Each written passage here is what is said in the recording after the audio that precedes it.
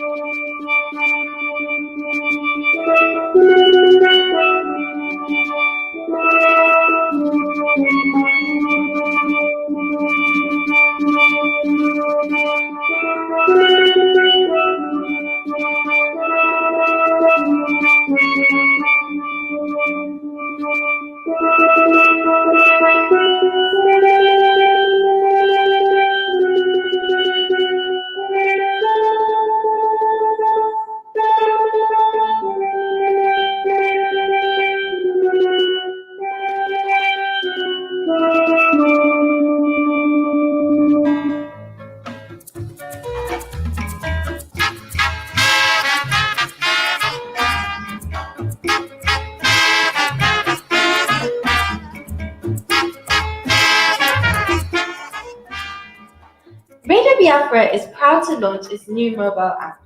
This app makes it easier for listeners to access live and repeat broadcasts at any given time.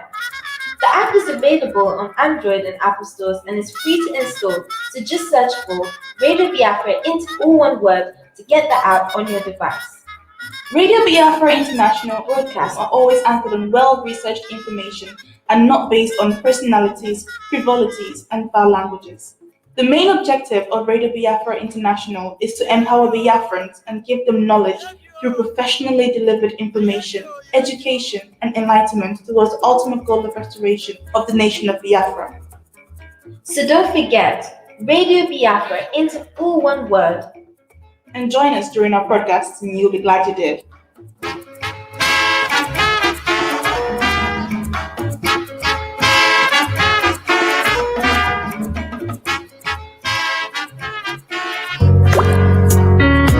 Stop spending time with the wrong people. Life is too short to spend time with people who suck the happiness out of you. If someone wants you in their life, they'll make room for you. You shouldn't have to fight for a spot. Never ever insist yourself to someone who continuously overlooks your worth. And remember, it's not the people that stand by your side when you're at your best, but the ones who stand beside you when you're at your worst that are your true friends. Stop trying to be someone you're not. One of the greatest challenges in life is being yourself in a world that's trying to make you like everyone else. Someone will always be prettier. Someone will always be smarter. Someone will always be younger. But they will never be you. Don't change so people will like you. Be yourself, and the right people will love the real you. Stop trying to hold on to the past. You cannot start the next chapter of your life if you keep rereading the last one. Stop being scared to make a mistake. Doing something and getting it wrong is at least 10 times more productive than doing nothing. Every success has a trail of failures behind it, and every failure is leading towards success. You end up regretting the things you did not do far more than the things you did. Stop getting involved in relationships for the wrong reasons. Relationships must be chosen wisely. It is better to be alone than to be in bad company. There's no need to rush. If something is meant to be, it will happen at the right time, with the right person, and for the best reason. Stop rejecting new relationships just because old ones didn't work. In life, you'll realize that there's a purpose for everyone you meet. Some will test you, some will use you, and some will teach you. But most importantly, some will bring out the best in you. Stop trying to compensate against things that are not there. And stop trying to compete against everyone else. Don't worry about what others are doing better than you. Concentrate on beating your own records every day. Success is a battle between you and yourself only. I just have to repeat this. This warrants a repeat. Stop trying to compete against everyone else. Don't worry about what others are doing better than you. Concentrate on beating your own records every day. Success is a battle between you and yourself only. Life is too short to spend time with people who suck the happiness out of you. If someone wants you in their life, they'll make room for you. You shouldn't have to fight for a spot. Never, ever insist yourself to someone who continuously overlooks your worth. And remember, it's not the people that stand by your side when you're at your best, but the ones who stand beside you when you're at your worst that are your true friends.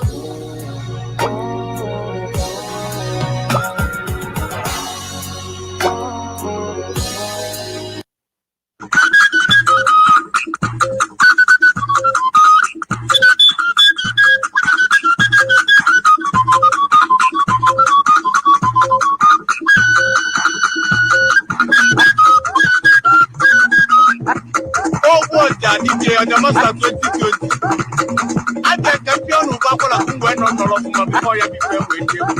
This is what is still safe. We must have Corona Band of Money from Mato. Before what they say about Holiday now. What can you get the idea? I want to know what before you be fair with you, baby.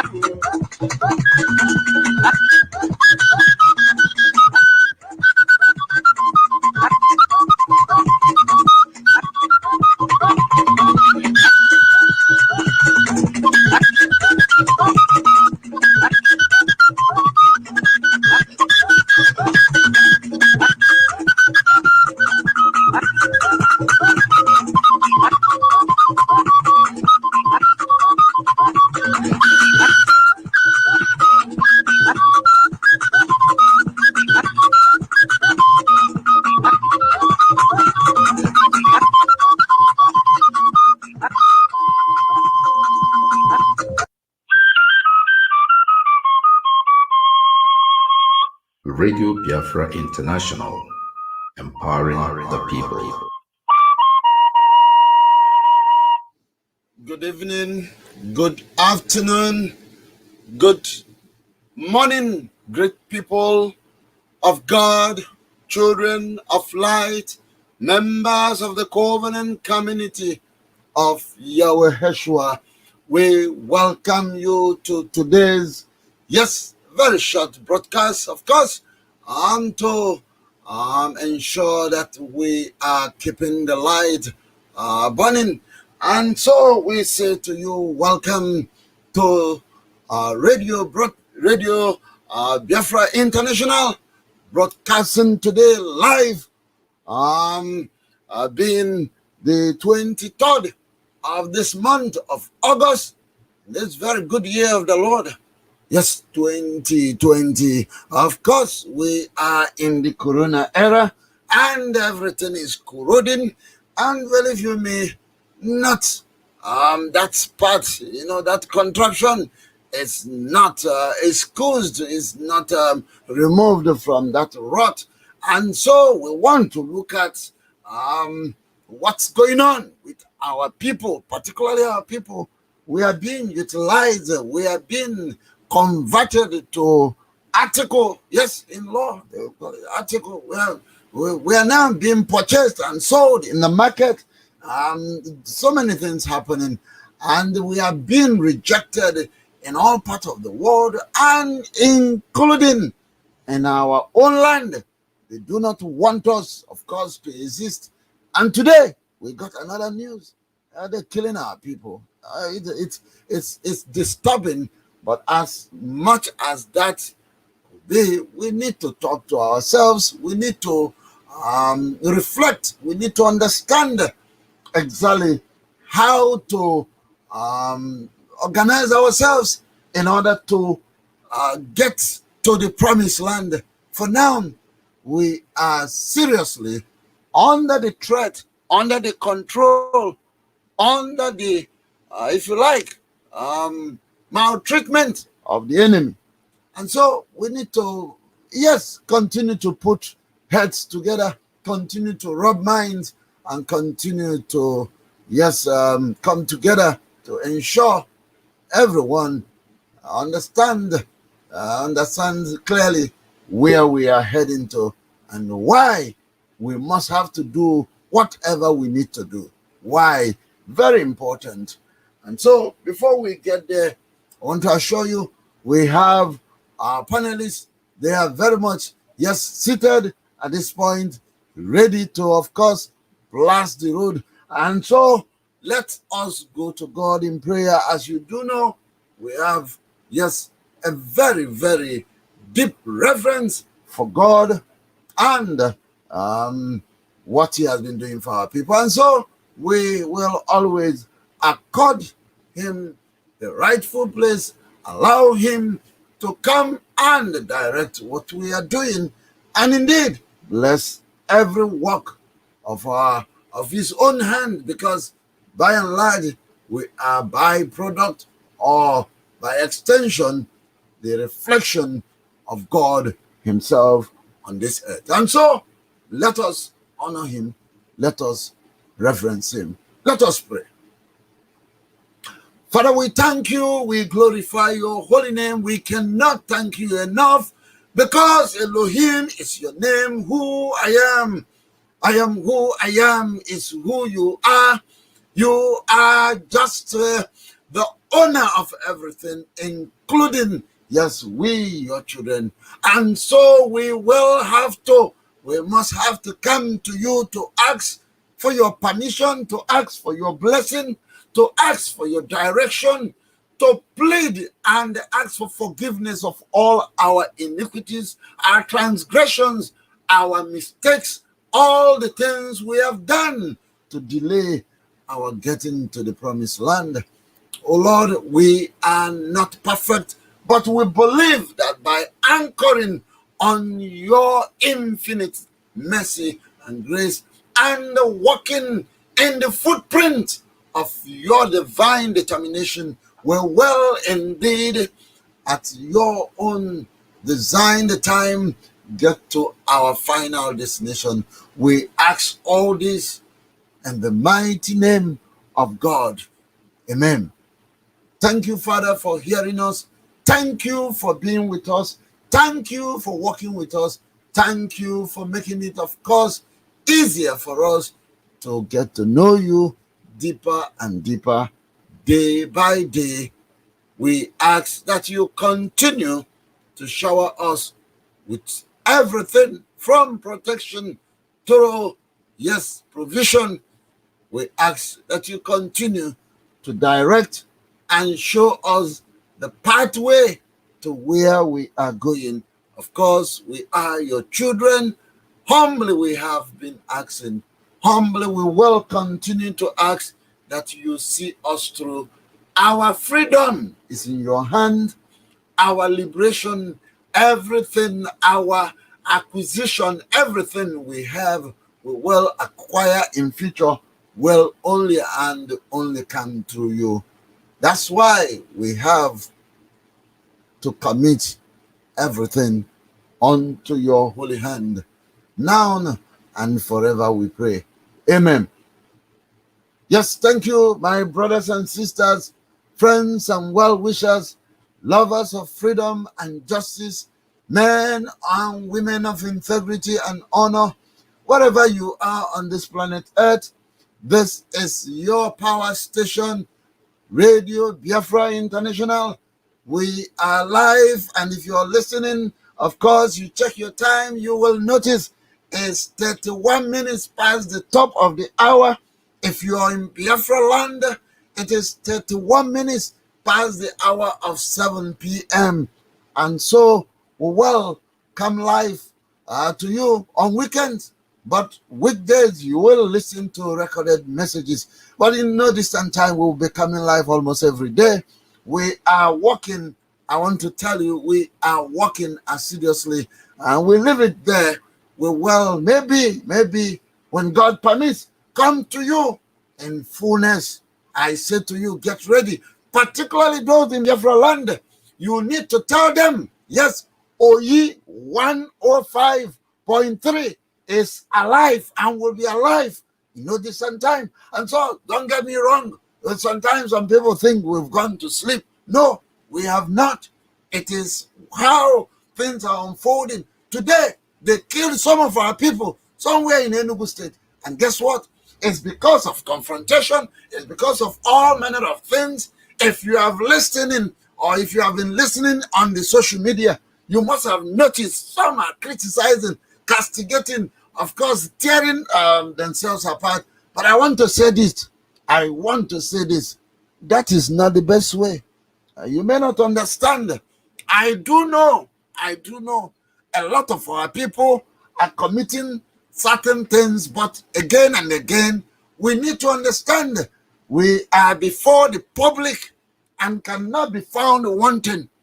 We need to treat what is internally, and what is externally. We have to understand where the line lies. That's what I am saying. And so our people have been intimidated, have been suppressed, have been deceived, have been dribbled, have been, of course, in that, if you like, I call it ping-pong, the so-called Fulani people, the Janjaweed, because let's be honest to ourselves, they infiltrated the houses and metamorphosed from being a Fulani of the Fula people into being the Hausa Fulani. And today, they are massacring the Hausas. And guess what? Very, very soon, they will again change from Hausa Fulani to full Fulani. You need to understand this process. You really need to understand. You got to go to your history and study and understand what we're saying. They were not there in the 16th century, in the 17th century. They came in the 18th century. And from that 18th century, late 18th century, they have been, of course, perpetuating evil. They've been perpetuating evil. Yes, that's what you had. Yes. And so we need to address this issue. We need to speak to all these, what do I call it? All these Sacrilege they are committing, because most of our people, don't get us wrong, they are very good, they are nice people naturally.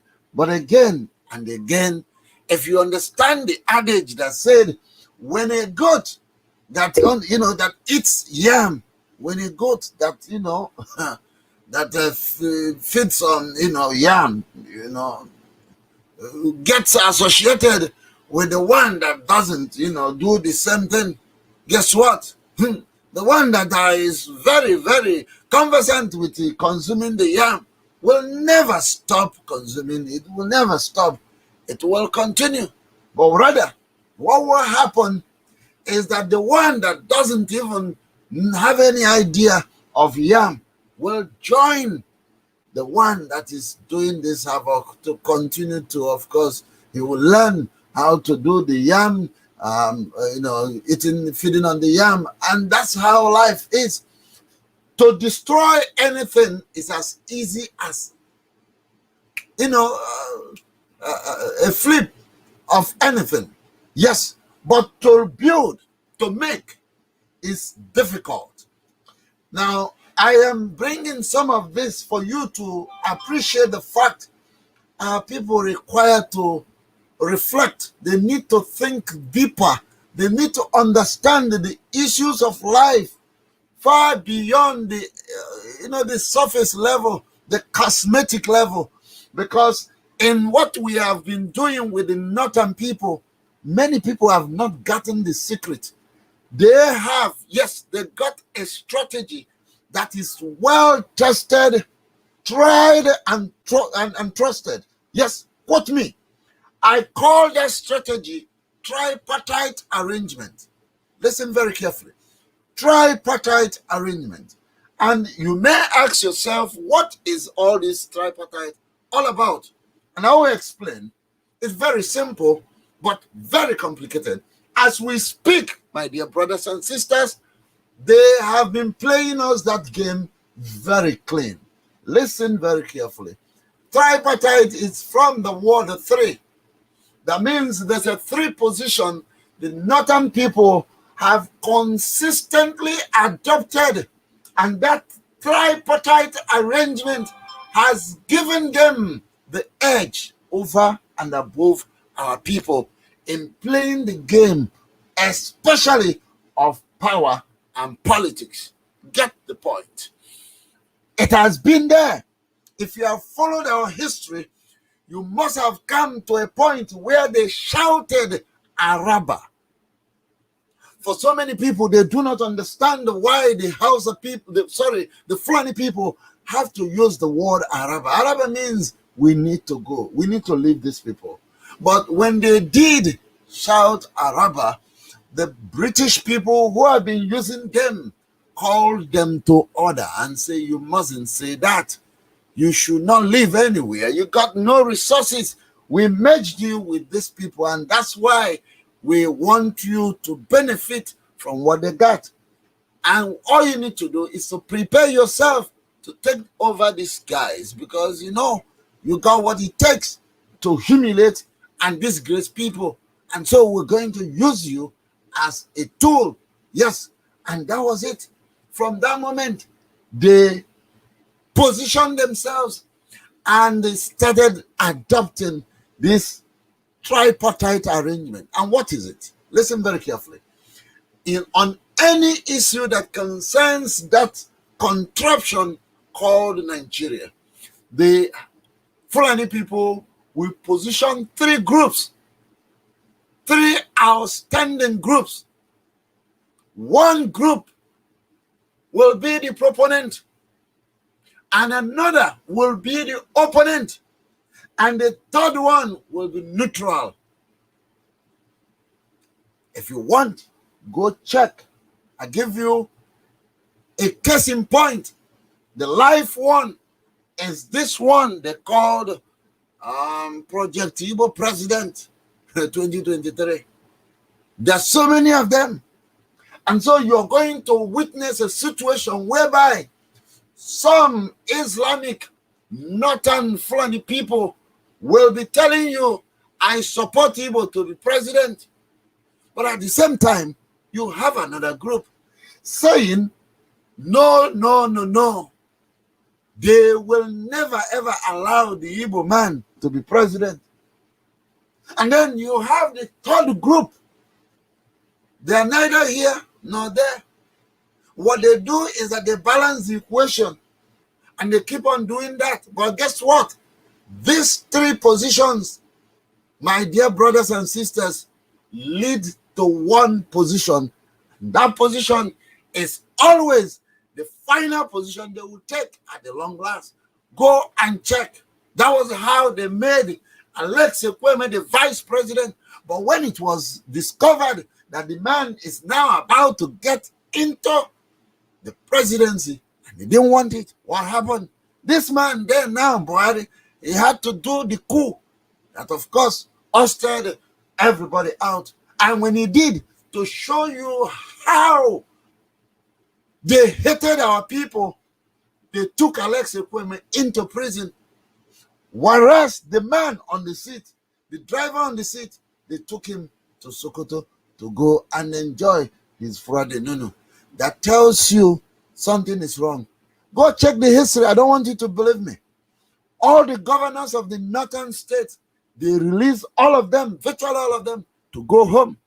But all the governors of the southeast and southwest, some of the southwest, they held them and put most of them in the prison.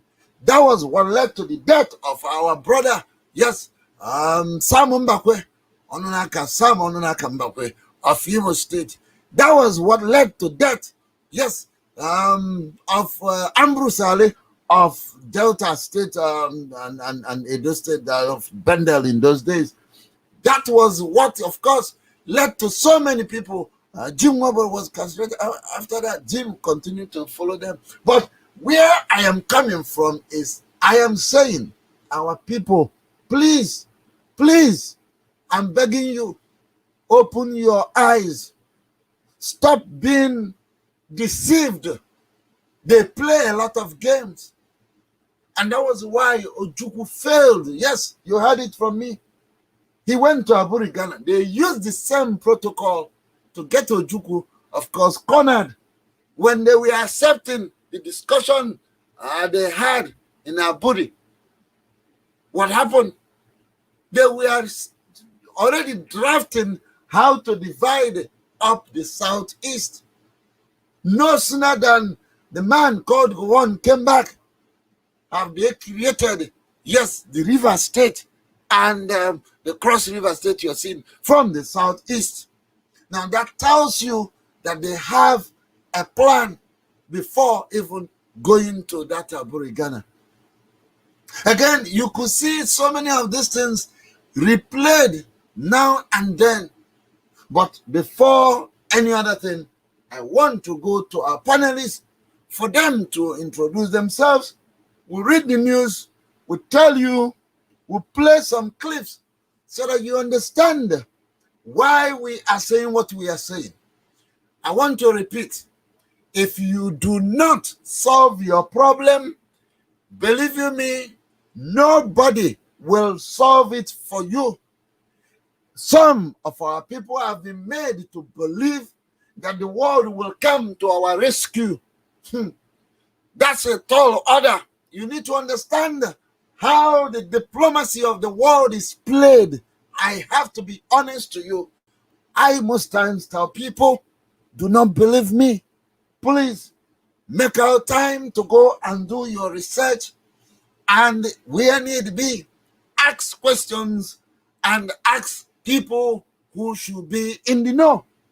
Do not believe that the world will just walk out from their room and come and help you. I always analogically put it this way. You cannot be fighting on the street and people in their houses will walk out and begin to come out from their houses to come and help you with the fight. It doesn't happen that way. There must be certain things that you got to put in place that will make things happen. Let's leave that for another day. But for today, we are saying to our people, Biafra is the beginning and the end of our journey.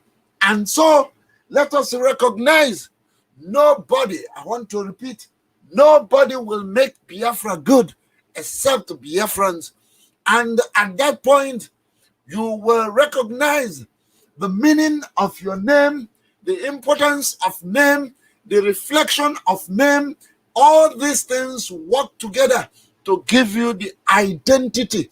When you are not proud of who you are, or when you are not aware or have not rediscovered who exactly you are on this planet, a lot has happened. And on that foundation, I bet you nothing, absolutely nothing, will work or augur well for you.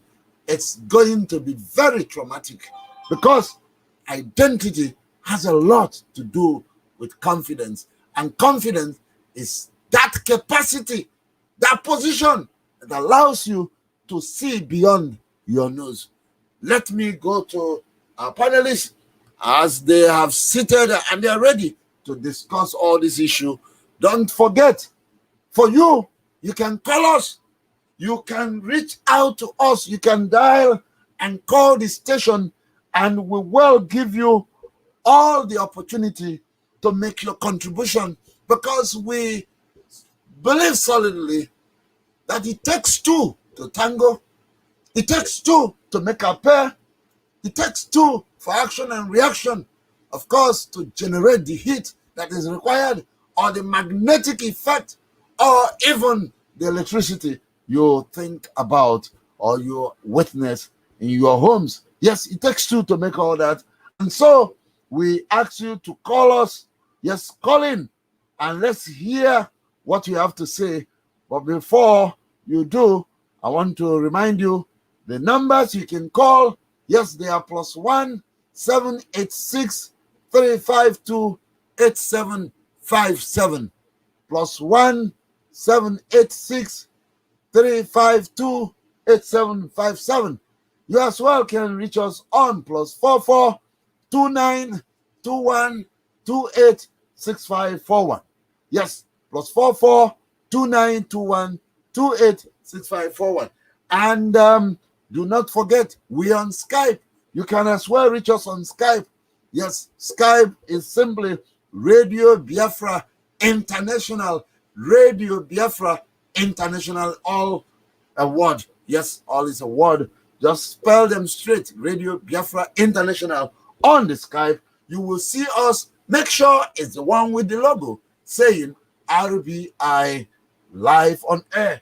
If it is that one, call us on that and we will take your call. We want to hear what you have to say. We need to be proud of ourselves. We need to understand ourselves. In spite of the misunderstanding, we really have to understand ourselves. That is key, is pivotal. And so, on that note, permit me to go to these honorable people, people who are committed, people who are dedicated, people who are determined. They are, of course, yes, targeted to a target. That target is to ensure the restoration of our own, yes, motherland, Biafra. They are already on the panel and will speak to these issues that borders, yes, on most of the failures we must have experienced and continue to experience. Yes, they have to discuss it today. I believe they are ready. Let me come to our dear brother. Yes, first and foremost, yes, our dear brother, Chooks, Ikediwe Chooks. I am coming to you. I am coming to you because that's the man who is the editor. Let him go with the opening. Yes, salvo. Chooks, go ahead and let's hear what you have to tell our people who are listening in their numbers. Yes, all over the world. Some are on satellite. Those that are listening via the internet, we want to thank all of you. Sit back and listen to what we have got for you. But again and again, you can call and make your contribution. Chooks, go ahead. Thank you and good evening.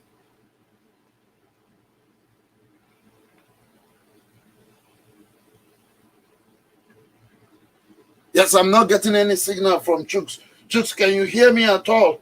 It looks like you need to unmute. Chooks, go ahead and unmute your mic. Yes, go ahead. Good evening. Good evening. Good evening, dear friends, and good evening, our fellow panelists and our able host, Master Nemena.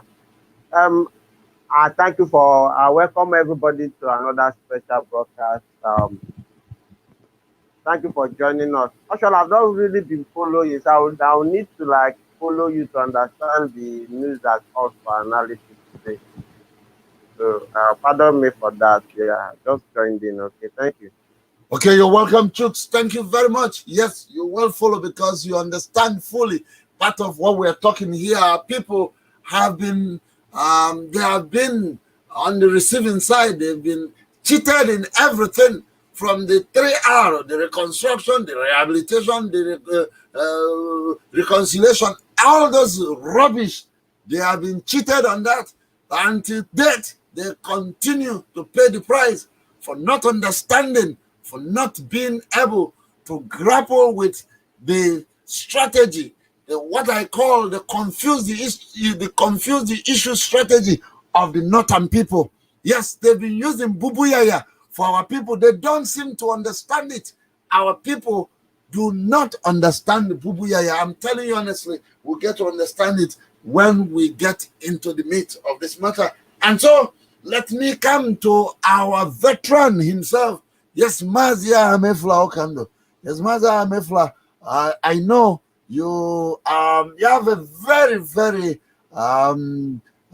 deeper experience on some of this thing I'm talking about, because of course you have stayed that side of the world.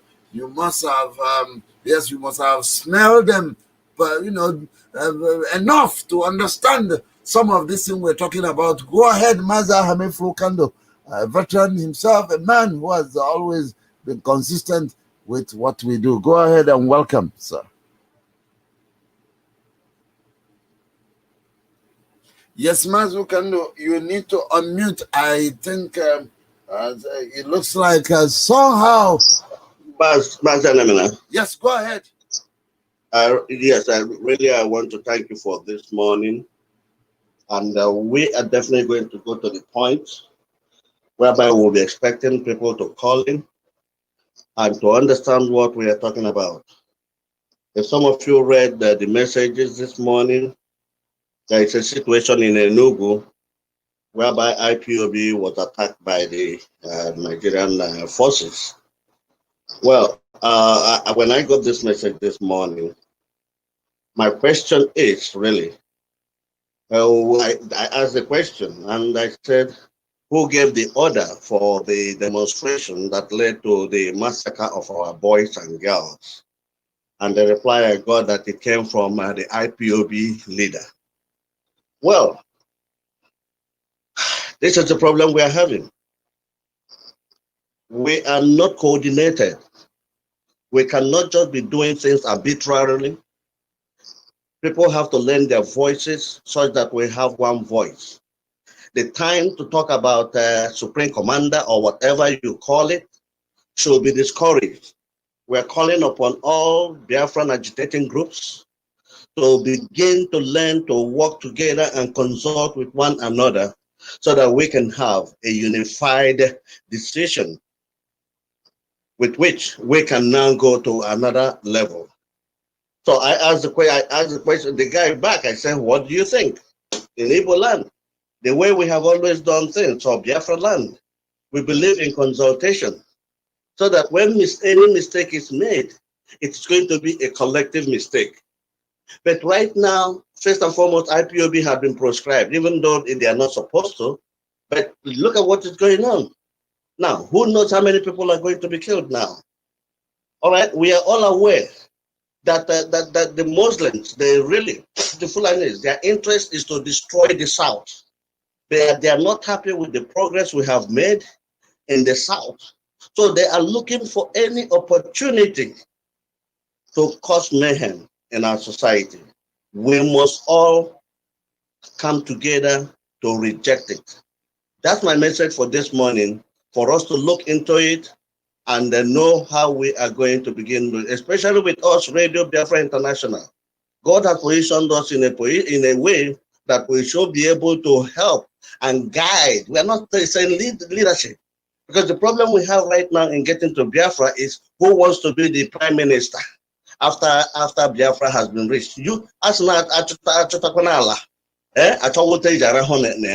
that means by translating this in English, you must first secure your land before you start talking about map on which to lie.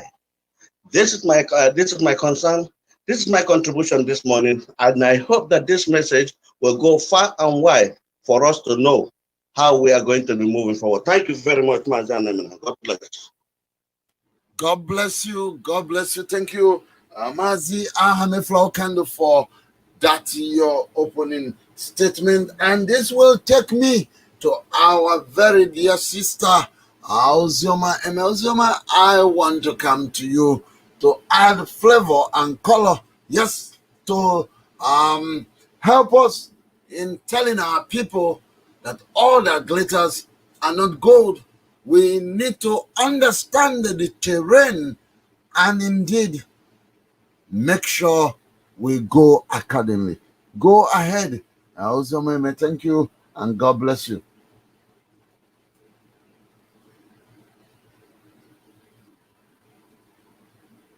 Yes, we need to have it. Unmute your mic, Ozioma. Thank you very much. Once you unmute your mic, then you'll be able to, of course, make your opening statement. Yes, thank you. Yes, thank you. Good morning, good afternoon, good evening, everyone. Thank you, Mazi Anemina, for today's program. And I thank all my fellow panelists. I thank the ones that are listening and the ones that will call in. I thank all Biafrans, and especially those that know that they have a mind, that they have a brain. You don't just obey orders. How many times are you guys going to be slaughtered before you learn?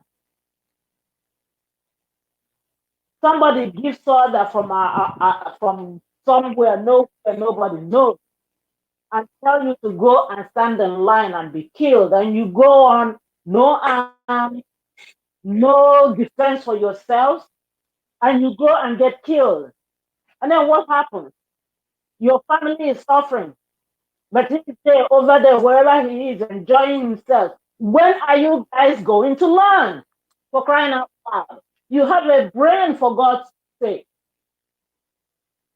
Somebody tells you to go and face this firing squad. No judgment, no nothing, and you just go on like an idiot. How many times will this happen before you all learn that you don't do any more demonstration? What will that achieve? You know they've prescribed you what you are. Why are you leading yourselves to be killed, for crying out loud? I don't care who gives you orders. I mean, he's giving orders so that more of you will be killed. Then when he comes back to rule whatever he thinks he will rule, there will be nobody to rule but himself. What is wrong with you guys? You all have a head and a brain, for crying out loud.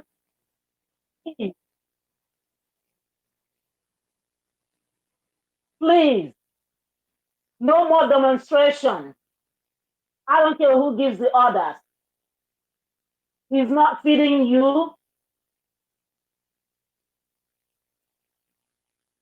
And then it's not like when the people are hurt that he will go and pay for them to be taken care of in the hospital.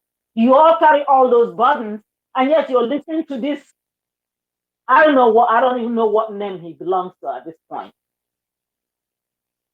He is so egotistical, he can't see beyond his nose, no brain to reason, just putting life in danger. How many lives is it going to take? Because any Biafran that is killed unnecessarily, it's his fault. When are you guys going to, how many of them will he kill before those of you that are still there will learn not to follow this idiot? I'm sorry I'm calling him an idiot, but it's really sad that a woman will be pregnant for 9 months, raise up these children, train them, feed them, and then you go and line them up and have them be killed like that. How many of them have you been pregnant for and raised? If you can't create a life, please don't put them in harm's way.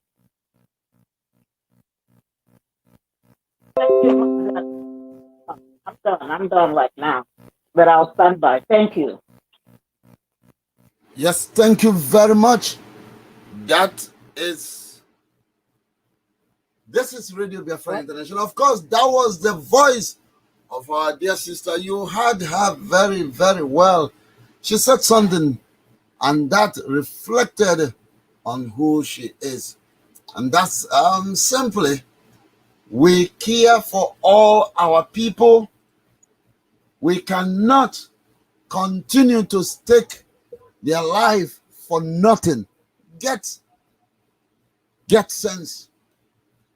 The truth of the matter is that if you want to challenge, you must gauge and ensure you got the capacity to respond at least commensurately. At least. But most importantly, it's not just reacting or responding. You must respond with an overwhelming force that will show clearly who you are, where you're heading, what your purpose, mission, and vision is all about. And so not just to go and, I don't know how to put it, hand yourself to enemy and they will use stick to cut your neck. That is not acceptable. We must put resistance, but the resistance has to be something that will give us real value. Yes, real value, and not for us to lose life. Let me come to our dear brother, Chedike Ochinawata. Go ahead and let's hear your opening statement.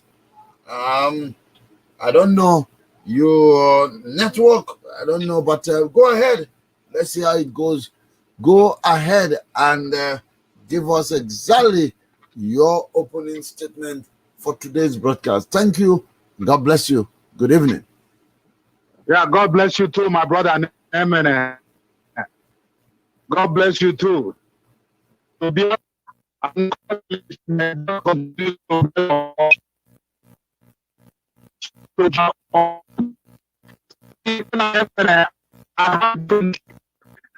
that I'm disagreeing with the comment today, but I'm augment or maybe to share a different light to what is actually happening in Nigeria.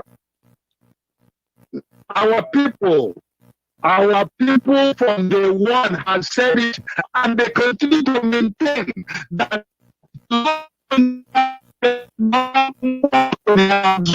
even Medina Libo now, what is happening in Nigeria? This is the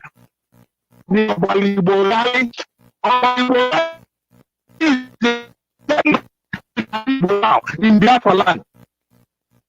Because the Igbo people and everyone else cannot even analyze or maybe figure out what the hell is happening. How in the hell did they end up losing their citizenship in their own country, in the country of their own birth? That is the situation. Now, I know that a lot of people will not agree that much, or maybe should even have a meeting. They are being killed because they are Biafrans. There are so many problems in the northern part of Nigeria. There are Boko Haram, there are Swap, men, but NAMI and the police and DSS doesn't have those areas or that particular area to they should.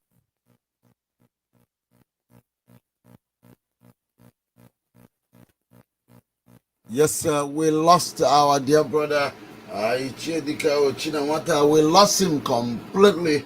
And yes, if you have noticed, I perceived some issues with the signal because it wasn't so so green for what it should be.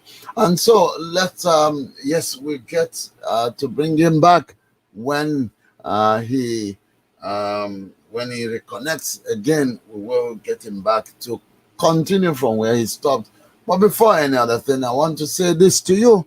This is your power station, Radio Biafra International. This is where we dole out the truth. We do discuss with the people. We come here to rub mind, put heads together. Indeed, it's like an ecclesia. Yes, it's like a community. It's like, if you like, a congregation. We come here to congregate, to look at issues as it concerns our people. Yes, we want to empower the people. We want to educate. We want to solicit. We want you to understand why, when, who, where, and for whom we are doing what we are doing. We really want you to get deeper with us so that you will have what I call self-conviction. Yes, you will understand from inside why you need to do what you need to do when, of course, it's required of you to do just exactly that.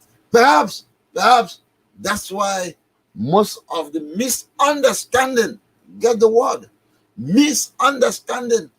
I was tutored during my secondary school time that the problem of this world lies with the missus. And when I'm told that in those days, I will be wondering, what does that mean? But eventually, I came to the understanding that all the misconception, all the mistakes, all the misunderstanding, all the misgivings, all the misses, they are all together, then causing the problem of this life individually and collectively. And so the earlier you yield to unraveling the misses, then the better it will be for you.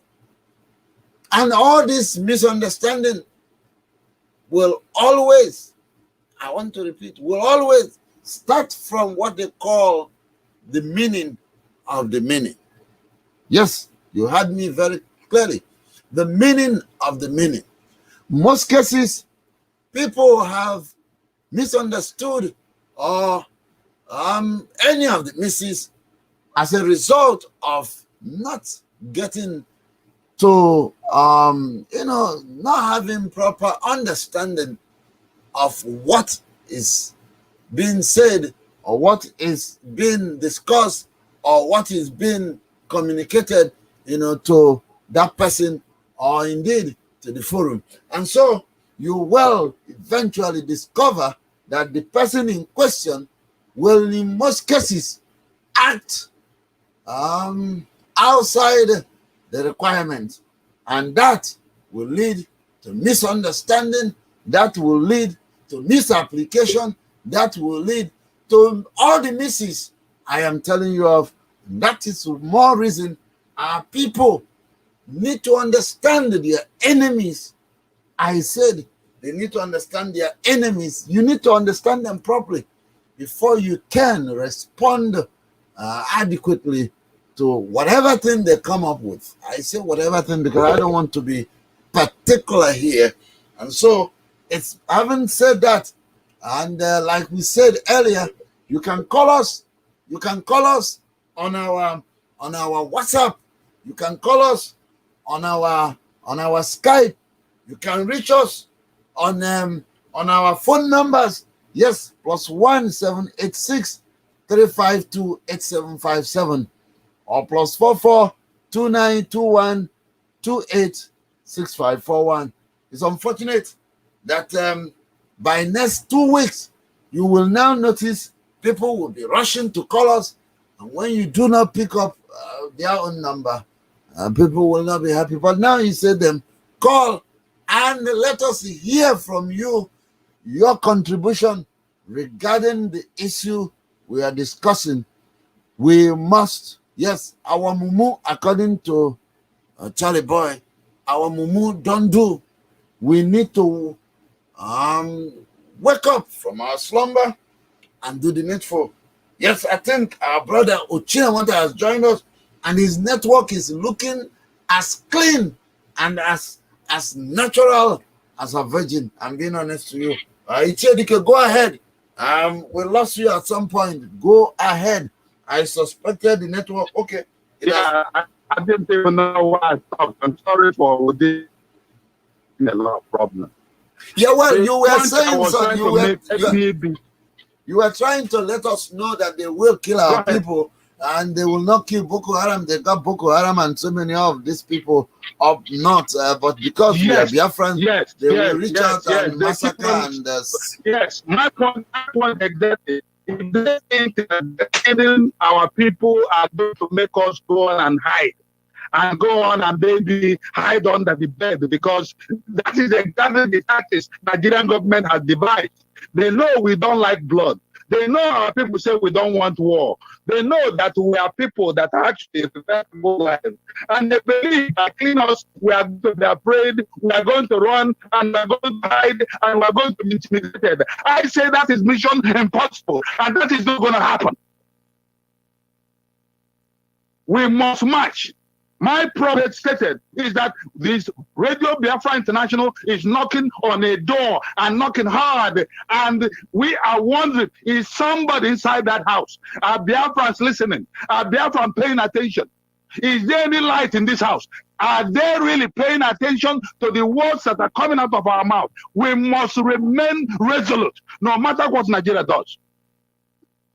They can... Whatever they do, pass any kind of law, the world knows that Biafrans are peaceful people. They can say that we are terrorists. The world knows we are not terrorists.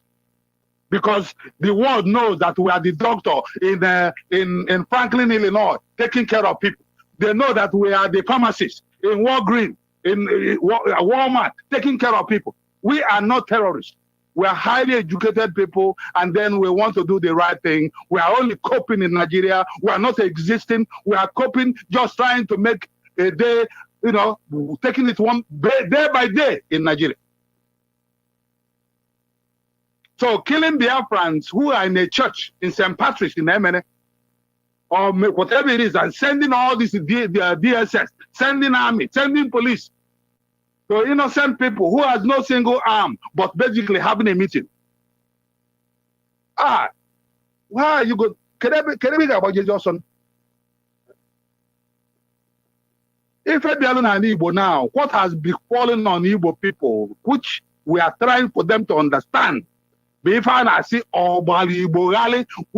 know what is this that is happening. We don't know how to handle it. And that is why you have so many pro-Biafran groups that are trying to figure out the solution. The solution will be given, and the solution will eventually emerge. And Hausa Fulani will know that one single Biafran life, 1,000, if not 1,000,000 lives will be required to assuage the one single Biafran life I've taken. Thank you again, my brother Nemene. I am still standing by. Yes, thank you, Ichedike Ochinawanta. Of course, if you're listening, this is Radio Biafra International. Of course, we are here to bring live developments, you know, to your own doorstep. And we're asking you to join us by way of course, calling. Yes, call us and tell us exactly what you have to contribute. And at this point, we'll be going to read up the message, of course, the what happened today in Enugu. It touches me in a special way because I do not, to be honest with you, I do not see reason why our people will be continuously be massacred, be killed for no just cause. And I say this given the fact that we have a role to play in not allowing these bloodsuckers to have their way always. I'm saying this for you to know that in your own, yes, in your own small space, you can help in averting, yes, the killing of our people. We will deal with them when the time comes, but we do not want to make so much noise about that. But we're begging our people, let's always adopt a common sense in going with these idiots. I call them idiots because they are. If somebody could afford to leave a Boko Haram and had the courage to tell the world, you must accept them. Yes, these are people who are killing both army officers, those who are waging the war, and the citizens, or rather, community people, armless people without any iota of weapon, and they kill them, more especially Christians. Then you get them and you say you want to convert them. And then at the end of the day, you give them the best of best without trying them. But for, like Chinawata said, but for our people, once they hear Biafra, they get, I don't know how to put it. You will listen to a clip where Wazurike brought in some of them, yes, some of these Fulani people in Imo State. You listen and hear what they said. And I want you to pay attention when we will play that clip. And I want to warn you, it's part of the tripartite arrangement, because if they were saying that day before yesterday, and tomorrow, being today, they killed our people in Enugu, that goes a long way to say to you who our enemies are. They're using tripartite arrangement on our people, and we mustn't allow it. Let's go to the news of today. And I'll put it this way. We are blogging this news. We didn't write them. And so the news says, many feared dead, scores arrested as police clash with IPOB members in Enugu. Several persons feared may have died Sunday morning at MN Enugu following a violent clash between security agents and members of the indigenous people of Biafra, IPOB.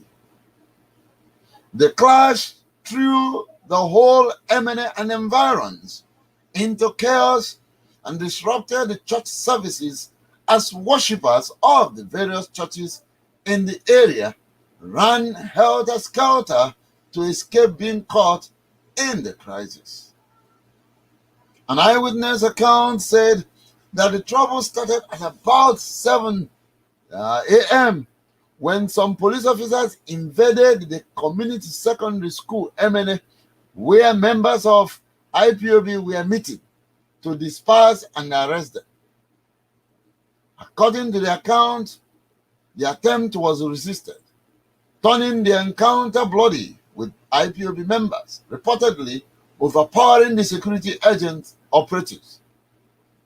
In a swift reaction, a large reinforcement was called, and over a dozen patrol vans loaded with armed security agents comprising police, army, and DSS arrived at the scene and faced the Biafran agitators. Sounds of gunfire and tear gas fumes filled the area, particularly between St. Patrick's Secondary School and St. Joseph Catholic Church along Old Abakaliki Road. On one account, lamented that the premises of St. Patrick's Secondary School was flowing with blood as fleeing IPOB members were pursued into the school by security operatives. The commissioner of police in Enugu could not be reached immediately. This is the end of that message. That is the end of that message. on what happened in Enugu. In fact, it happened in my former school. Yes, I passed through that school, SPSS MNA Enugu. Yes, I passed through that school, so I know clearly the environment that is being referred to. And St. Joseph's is the Catholic school that is very much adjacent to St. Patrick's Secondary School on one side, because the St. Patrick's Secondary School is on the both sides. You have Campus 1 and Campus 2. And so for this to have taken place right there and there, I can tell you exactly what happened, because I know the police is very close to St. Patrick's. The police is just a stone throw. It's about 2 poles or 3 poles from SPSS. Yes, St. Patrick's Secondary School. I mean, just 2 poles from there, except if they relocated it to some other place. But as at the time, I do know the police station very close. So if they have been having meeting somewhere within the SPSS MNA and police come, I tell you honestly, the reinforcement will come very quickly, because it's just a stone throw. And the army barracks is equally on the same stretch. Yes.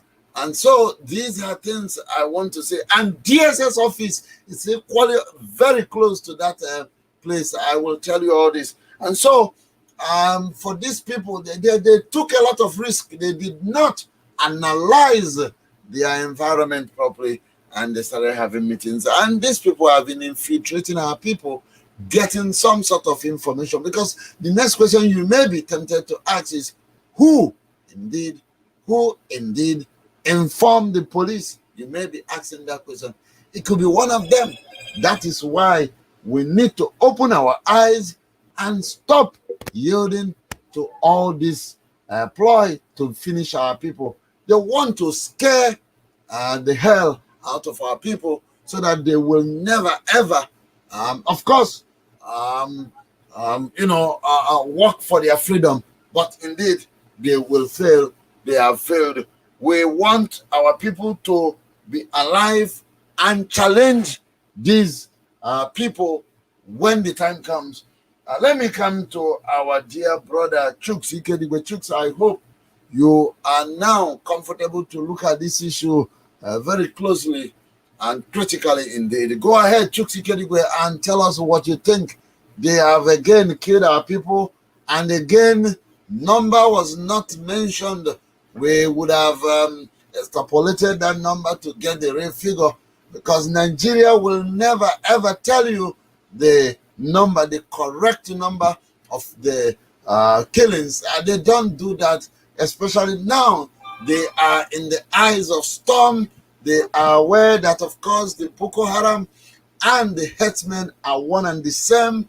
Obadia, the deputy governor of the central bank, who spoke up about this evil and how it is government, I have to be honest to you, how it is government that is, of course, propelling all this their naked dance in the name of revenge or whatever. They called Obadia to intimidate him.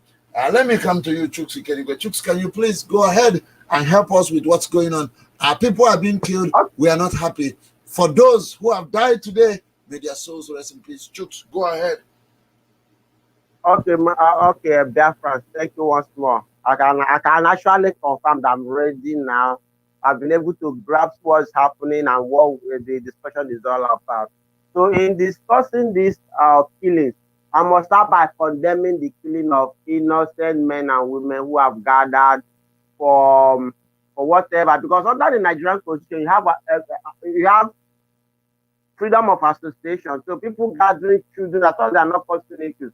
But I discovered that. Let me also make this by saying, may God rest the dead. Okay, as much people that have died, I say may God rest the dead.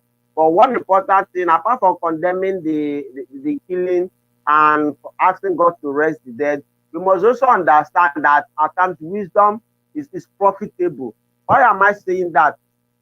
We know that the reason Nigerian government was very quick to proscribe IPOB was so that they will have the upper hand to kill them and nothing will happen, because the Nigerian constitution was formed in such a way that gives the right to kill innocent people if they are guarding on the group that has been prescribed. So I expect our people to have applied wisdom in making sure that you don't tag even if you are guarded, don't tag it an IPOB gathering, or don't tag this, you've been prescribed. The prescription we know is very, very bad. It's illogical, and expect them to fight it, not just going to Nigerian court, but fighting with wisdom, fighting with everything you've got. I'm surprised that the IPOB leadership has not really fought that prescription with intellectual ability that we've expected from them. I expected them to have immediately Nigeria actually prescribed them. The next thing I expected to do was actually to prescribe Nigerian institutions, just like the police, the DSS, the Nigerian army. What happens is that you keep calling them terrorists. You keep insisting that they're terrorists. How they keep calling terrorists, you keep insisting that they're terrorists. That's how it works. Not long ago, we discovered what Punch did. Immediately, Buhari stopped attending to court issues, as in respecting court. They started calling him a military governor, a military president. They started giving him his military background. They refused giving him that democratic setting. I said the IPOB leadership have done that. In doing that, we confuse the issue. Nobody even knows who is the terrorist anymore. Nobody knows. They will get pain. Okay, you calling them terrorists will get them pain. And one thing I've discovered in that is that if you keep saying one thing, a time will come when everybody will accept that as a reality. If they continue doing that, even other people will start calling the Nigerian police, Nigerian DSS terrorist group. At the end of the day, you confuse the issue. Nobody knows who is the terrorist. Everybody have fought that prescription with that intellectual ability, but they failed. They failed that this thing. And if you fail to fight it, the best thing to use to stop your activities for now. Stop gathering under that name, okay? That name, so that we don't lose more lives, because the life has been lost. They are actually a waste. If we're actually fighting and you lose people, you can understand what it is. But it's more painful when people just gather for peaceful things and they're just cute. And that's why I've actually called on IPOB leadership to stop sending the people for this protest. And our people too has to apply wisdom. It's not that somebody said that he must do. We must be there with wisdom. You must make sure that your own life should be safe in everything you are doing. The safety of your lives and property must be paramount. Those who are being pushed must actually understand. They must also lose focus that those who have died in the past have not been taken care of. Their family has not really been taken care of. We know the motherless ones who have nobody has asking the mothers, how about you now? And those who are fatherless, nobody from that field. So our people must understand this reality. Don't expose yourself to danger. Don't allow yourself to be harmed.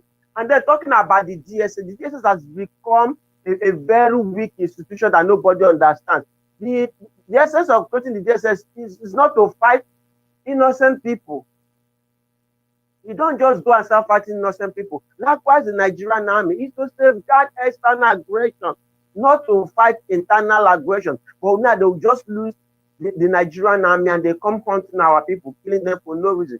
But the finality of everything goes back to the Buhari stable, the APC government. They've really shown their hatred for our people. They've not hidden it for one day right from inception. They vow that they will give our people 5% treatment, and this is part of the 5% treatment that they're giving us.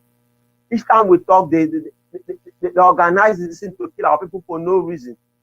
But the most important is that our people must wake up, must know who our enemies are, and we must stop giving them the opportunity to kill us. Once more, I condemn this killing in its totality. I condemn opening of fire to innocent men and women. But at the same time, I must ask IPOB leadership to do things differently. No, this is no more longer time for noise making. This is no longer time for gathering people under a name that's been prescribed. This is a time that we must apply wisdom. We must fight this intellectuality. And one thing that upset me more about IPOB leadership is that they've not even gone to ICC to even prosecute, even make sure that there's charges against those who have killed our people in the past. we've not Britain has been killing our people in the past. There's not even a court process coming up that would have scared them to stop killing our people. The money is there to do this, but they're not willing to do it because they're not willing to spend money. I mean, don't spend money to pursue such cases. You giving them the morality to keep killing our people because there's nothing for them to fear. But if there's a court case in the ICC, for example, and they know that this case will definitely catch up with them, either now or tomorrow, they will put measures to make sure that this killing do not stop because they will know at the end of the day to get them behind the bar. So we must all do things. We must all understand where these things shift and what we must do better things. So we do these things. Everybody must do things. Those who need to be condemned, we've condemned that killing. But those who need to change their approach to doing things must actually adjust their approach so that at the end of the day, we don't have to waste the life and properties of our people for no reason. Thank you, Master Nemena. Thank you, everybody. Also, the family that have lost people, I also sympathize with them. And that will be families that have lost people. Biafrans in totality, I actually sympathize with everybody. I send my due condolences as much as even RBI and BRM. RBI and Radio Biafran International will also condemn this killing in its totality. Thank you. Thank you very much. Thank you, Chuks Ikedigwe. Of course, you have putting it very, very clearly. We will always condemn, as we condemn today's killing. I mean, if these people are so quick to kill innocent people, why have they not killed the Fulani Janjaweed, the so-called cattle rearers or whatever they call themselves, or whatever the name they answer? Why have they not gone to kill them? Why have they not gone to proscribe them? What are they still waiting? Why is Boko Haram for once not proscribed as terrorist group in Nigeria? Then there's no record that Boko Haram is terrorist. If you don't know it today, but they will tell you IPOB is terrorist. They will tell you Biafra. I will play a clip after all this discussion. I want you to see how they've been playing this game on our people. You know, sometimes our people will tell you, they don't know anything. It is you. I have to be honest to you. It is you. And so, I will be coming to you, our dear brother, Mazia Hamefula Okando. I want to come to you. I want to see what you think. Because our people, we need to get something very clear here. You need to resist a tyrant government, but you don't do that anyhow. You must know how to. If you are to go and catch a lion, if you need to go and destroy a snake, I don't think you just wake up from your sleep and you walk straight to where the snake is and you begin to look for the snake. You can't do that. You cannot. You cannot. Otherwise, you, the victim, you will be the victim. Yes. And so our people need to wake up. That's what we are saying. Open your eyes. Allow your senses, allow your spirit to direct you. Let me come to you, Mazi Ahame Flaokando. Go ahead and let's hear your reaction. Our people have been killed so many places at different times. Nobody is talking. Now I've been saying to our people, you are the one that will lead your liberation. People don't understand this, but it's not by acting carelessly. Mazo Kando, unmute your phone and let's hear what you have to say. Thank you and God bless you. Thank you very much for this topic again. And I want to thank Mazi Kediwe because he has already touched on the point. We in Biafra, we know what we have been going through with the terrorist Fulani Nigerian government. We know what we are going through. And we know that it is very, very unjust. We know that we have the guts to fight back. But we need to fight back in a very coordinated manner. First and foremost, every one of us has to agree that there is a problem. All right? The second thing, we must all agree that it is not a fight for one person or group of persons. It has to be the contribution of everybody under a united forum for us to plan out and launch the attack. The Fulanese do not believe in anything but force with force. I believe in this. Having studied them, read about them, and everything, seen the way they have operated for centuries. These people will never give in. Whatever they want it. And remember that they are guided by the Islamization agenda, which is totally, it's not a religion.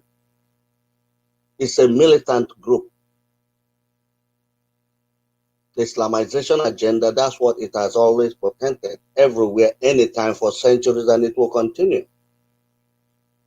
I wrote up an article this morning regarding the stages on how they take over a place.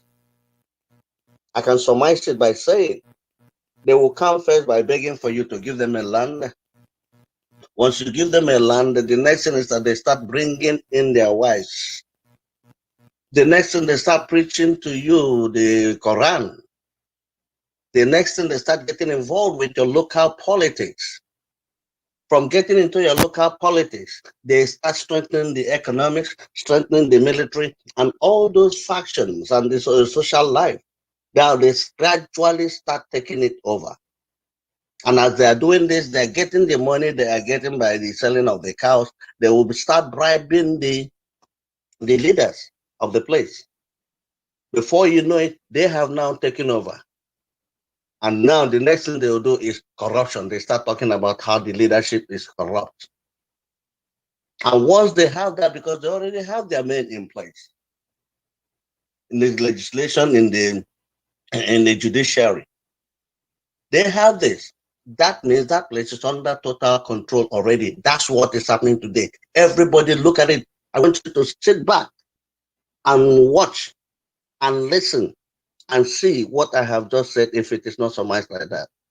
That was how in 1804 to 1808, they were able to take over the whole of northern Nigeria. That's how we have the emirs and the sultans and all those things happening. It's important that Radio Biafra International will keep on announcing this so that our people will know. Because the Fulanis are so tactful that they implanted seed of discord amongst the whole of the South and the Middle Belt. That's why we have not been able to see eye to eye, to be able to expunge them from our society. So until you understand this, you don't even understand what is going on. Like Namaja Nemena will always say, tripartite arrangement. That's a tripartite arrangement all the time. I was reading last night also what's going on in Imo State. It's a disgrace what is going on there. The Muslims have taken over completely that place. But time will tell. For us in Radio Biafra International, we'll keep on announcing and educating and enlightening and informing our people what we are about. Our major objective is to bring the Fulanis in the limelight of who they are and how we can now take care of them so that we'll get our freedom and liberation. There is not anything you hear, you see in Nigeria, all amount to the same thing. Just look at when the Roga bill was introduced. Before you know it, they brought it down to grazing and all those kinds of things. That is the tactics of the Islamization agenda for the world. So if you understand it and make sure you don't let them to go to the next stage of the agenda, then you gradually have them under control. Now, looking at what happened in MNA this morning or yesterday, the children were there in the meeting. They went and attacked them. Why would they attack them? They did it because IPOB was proscribed, illegally proscribed. I'm surprised that based on this fact, that I'm sorry to call him his name, the leadership of IPOB, because I sent a message there. I said, who gave this instruction? And I was told it is Mazi Nnamdi Kanu. I was disappointed. Then I went back and they wrote back and they explained the rationale of doing this at this time when there has not been coordinated discussion. So we have to be very mindful of what we are doing. But for us anyway, in Radio Biafra International, we rationalize. And that's why we are open and discussing things the way we are supposed to discuss them. And we'll keep on doing that. Our people should be mindful of just going out, and the IPOB leadership, please, we are pleading. Stop giving such instructions to have doing things under IPOB. If you want to do things, you don't have to have it under IPOB. Have your meetings, no problem. Because Biafra cannot be secured by any one person or group of persons. It is the job of every one of us. We must agree on the strategy. All right? If you are having this type of thing, you should also think from a military point of view. If they are, you know that they are going to attack you, what provisions, what plans do you have? I don't want to talk more into that. That's a more military thing. I don't want to give that because I have been, I've been in the military myself. There are certain things you have to do, but let's leave that alone. We are more interested in making sure we don't make mistakes of exposing our youth. That is the critical thing. And those of you that have daily communication with IPOB leadership, tell them to think twice, to start thinking of incorporating and discussion with other Biafra agitating groups so that we can be more coordinated. That's what I'm going to end for now. God bless each and every one of you members of the panel. You are welcome. Thank you very much. Thank you, Mazi Okando, for, of course, making it clear to our people. Somebody sent a text message on our Facebook, and I want to say something by name, Ekene Nwoye. Yes, Ekene Nwoye is asking a question. I don't know you people's mission. Ekene, go and check our Facebook properly. You will see our mission there. Why we are here is to ensure our people are informed. They are empowered with information. Of course, if you are conversant with the Bible, you will know. My people, they are dying. My people perish because of what? Lack of knowledge. We need to make an informed decision, not anyhow decision. Ekene, we are saying here, you need to fight your enemy, but you cannot. I want to repeat, you cannot fight your enemy by wishful thinking or wishful reaction. It's not about that. It's about having a well-coordinated, concerted effort. Yes, you apply it and get a result. The question you always want to ask, what is in it for me? Is there any value I will get in doing whatever I want to do? That is why we have come. I know most of our people may not understand. We want to come and reason. We want you to come. That's why we say to you, call us. But people are scared because when they hear the truth, when they see the light, so many of them that are in dark will begin to give way. But I say to you, we are here for the betterment, yes, for the good of our people. We want something very solid, not something that looks like shadow. We are not here to make it look sweet. No, it's not. We will give you the honest truth. You may not even in most cases like it, but we are honest and we will continue to give you the true position of things. We have not come here to, because I do not want to, anytime I see a Biafran killed anywhere, I don't want to know the circumstances. I get so upset. Because how come you will allow the Boko Harams to do all they are doing? And at the end of the day, you give them the best of best. And you allow the Boko Haram to roam the street, and you send them to the east, send them to the south, send them to Port Harcourt, send them to Imo State, Anambra State, Akwa Ibom, and they are there enjoying themselves. Nobody, I want to repeat, nobody is killed. But any moment, be it Okada group, they will go and kill them because they are Biafrans. No, we must learn our lessons. I have been saying this.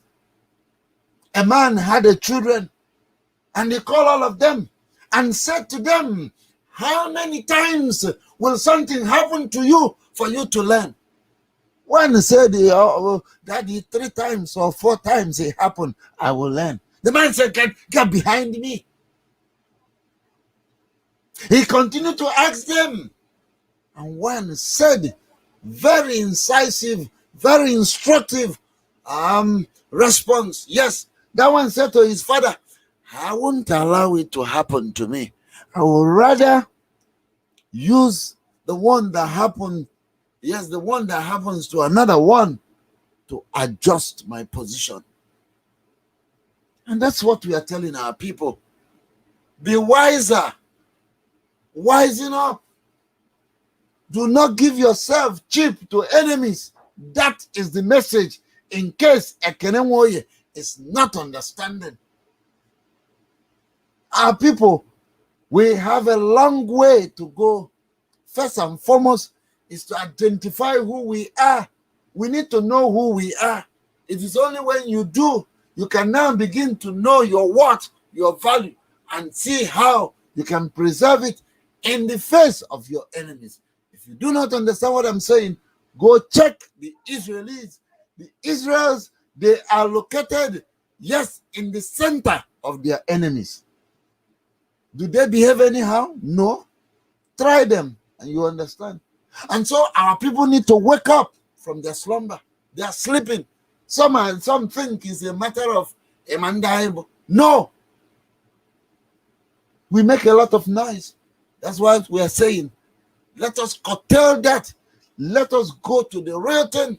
When the time comes, the earth will bear witness. Let me come to you, our dear sister Ozioma Eme. Ozioma, I want to come to you because, again, yes, you've said something, but I want to come to you because many people don't understand. Life is so precious. Mad, according to our people. Mad. That's the beauty of life. It's so powerful that you cannot deal with life anyhow, although we are facing our enemies. So if you ask me, all they pray is for you to give them an opportunity. And that was why they quickly proscribed IPOB. Of course, everybody knows that.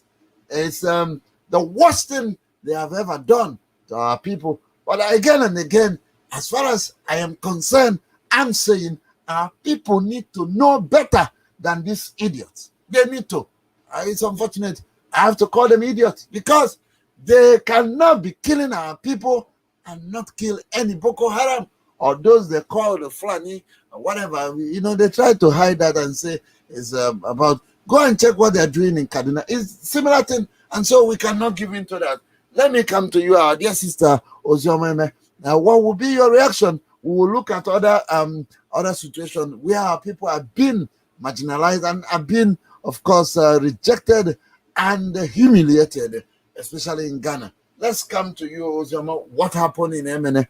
We are still in mourning mood. It's not the best for our people. Go ahead, Ozioma. Thank you, Mazen Emina. It's a sobering situation that we keep losing Biafran lives for nothing. Mazi Chus Ikedigo actually pointed out some things that should be put into practice, because these people are doing what they are doing because they are given strength to do it. If they are prescribing IPOB, who the world already know is not a terrorist group. But you know, in Nigeria, the way they're acting, the rogue actions of the army, the DSS, and the police, they actually fit into the terrorist group name or label. And then when you really look into it, since President Buhari is rehabilitating his Boko Haram group and putting them into the police and the army and the DSS, it's a short thing to call them terrorists too, because they're all in cahoots together. Even in the north, they will go for an attack. Boko Haram will go for an attack. The police and the DSS and the army will be nowhere to be found until they have terrorized the people for 1, 2, 3 hours and leave. Then they show up and say, oh, let's do an investigation. What stupid investigation are you doing? You've seen the bodies lying there, blood all over the place, and that there's violence, and you're doing what stupid investigation? At this point in time in fighting this Biafra restoration, we should know better, especially those in diaspora. You're not armed. So please use the armor that God gave you. He gave you a brain to think. He gave you intelligence. He gave you smarts. He gave you, you have all of that. And then don't allow people to fool you. I don't care where they're coming from. Nobody is infallible. Everybody, will make mistake or do the wrong thing. But if somebody has consistently given the wrong order, why do you still obey that stupid order? Every time they're given instruction to demonstrate, it's always been disastrous and very fatal for our young people. And now we have families that have lost loved ones. You have a family that the mom was pregnant for 9 months through all this hardship, delivered, and then raised that one up, and all of a sudden, boom, in 1 second, that life is taken. And then these people are sitting here on a comfortable chair, talking on a microphone, giving orders that they are not even able to participate in themselves. So I will suggest next time they give order to march, tell them to come down and lead the march. They need to come down and come and lead it. Seriously. If you can't do something, if you can't lift a pen to do something, don't give that order. Doesn't matter where you're giving it from. I really sympathize with the families that, they need to use wisdom. The youth in Biafra land, you have wisdom. Use it.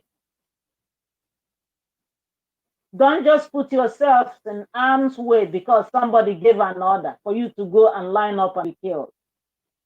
You're having a meeting, have a peaceful meeting. And don't, be careful where you are for the meeting. And watch out who is around you, because some of them, even your leadership has been sold out. So they are giving you orders to march, and they are giving the other group orders to come and kill you, because that is happening. Please save yourselves so that we have enough people to fight when the real fight starts. Any death of one Biafran is really very painful. And the Fulanis will pay too whenever all this goes down.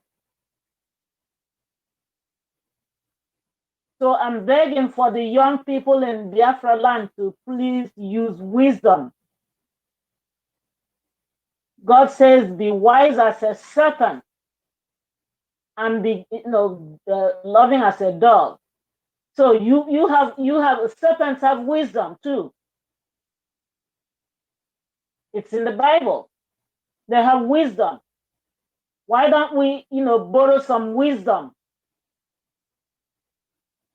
If you don't have it, ask somebody who does. Just read the book of Proverbs and you'll get it. It's there for your taking or for your asking, actually. But you're all involved in all these different groups and different people. You're fighting against each other. And then you all go for a meeting and somebody gives you out. And here comes your real enemy, who you cannot even fight. Please use wisdom. I'm sorry that there's a lot of lives that are lost. It's really very painful for the families that are affected. But from now on, there shouldn't be any more demonstrations of any kind. I don't care what it is. If they ask for demonstration, tell them to come lead it. You can't sit over there abroad and give orders for people to go and line up and be killed. Every single time he's given that order, it's always deaths of our young people. Even with the very first time that it was given at Onisha Bridge and stuff, he was told to call that off. He was told, the people, that was when there was a IPOB dust. They advised against that demonstration. But of course, he is the supreme leader. You all should learn. It's been a long time that by now wisdom should reign, and not stupidity and stupidity and silliness. Trying to figure out who is leader and who is not. We don't care about who leads. If you're not leading, get out of the way. Whatever he's doing and having our kids killed is setting us back from realizing Biafra. Because to the world, it means we're all, our leaders are very stupid. If you keep keeping your people, putting your people in harm's way without preparing them very well, it means you're stupid. And that's how the world sees you. If you don't know it, let me call it a spade. Call a spade a spade. That's the way the world sees you, because you can't use your head. You just go on the radio and rant. And always, jeopardize the life of our people. You jeopardize the Biafra restoration freedom movement. You've taken us back 20 years already. Stop it, Nnamdi Kanu. Stop it. If you can't lead, get out of the way. Your turn is done. Stop killing our people, please.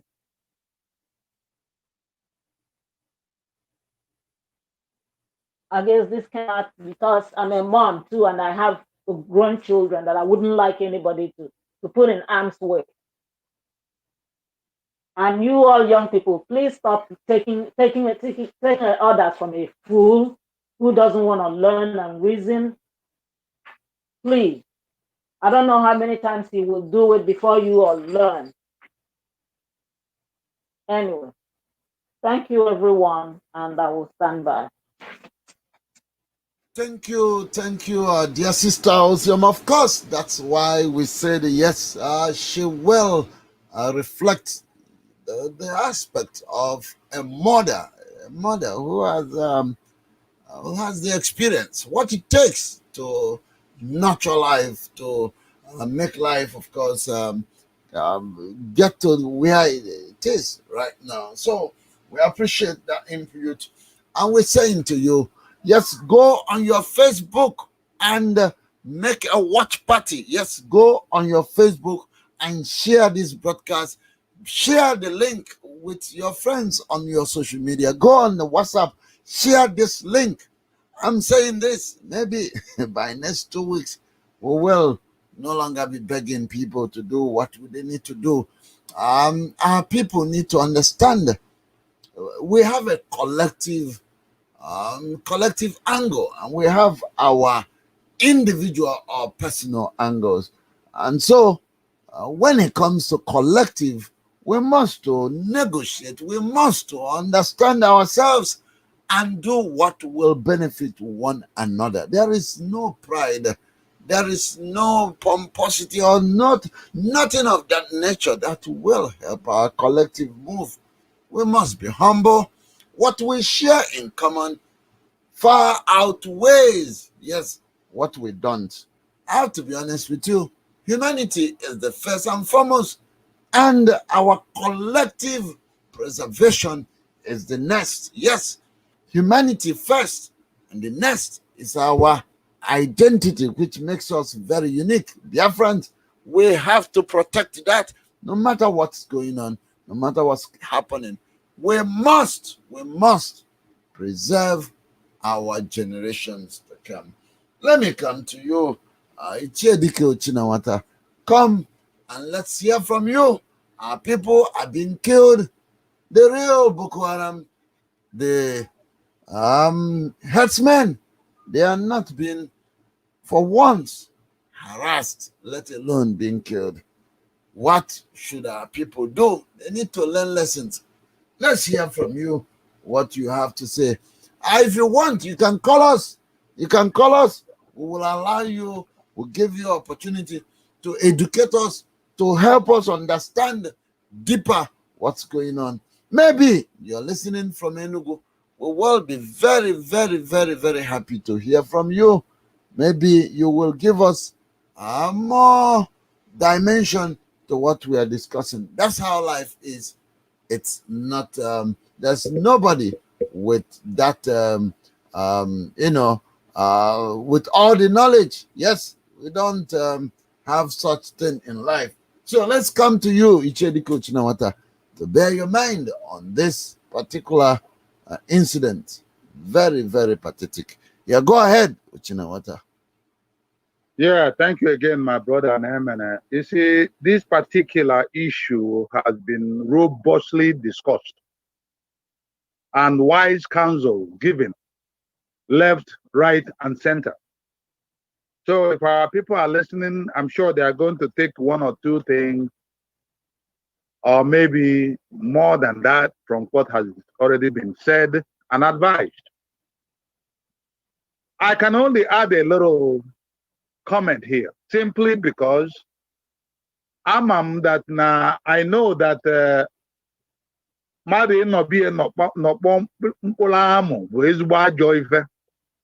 our people at home, we are not carrying any gun, nor do we have any knife or any kind of ammunition whatsoever.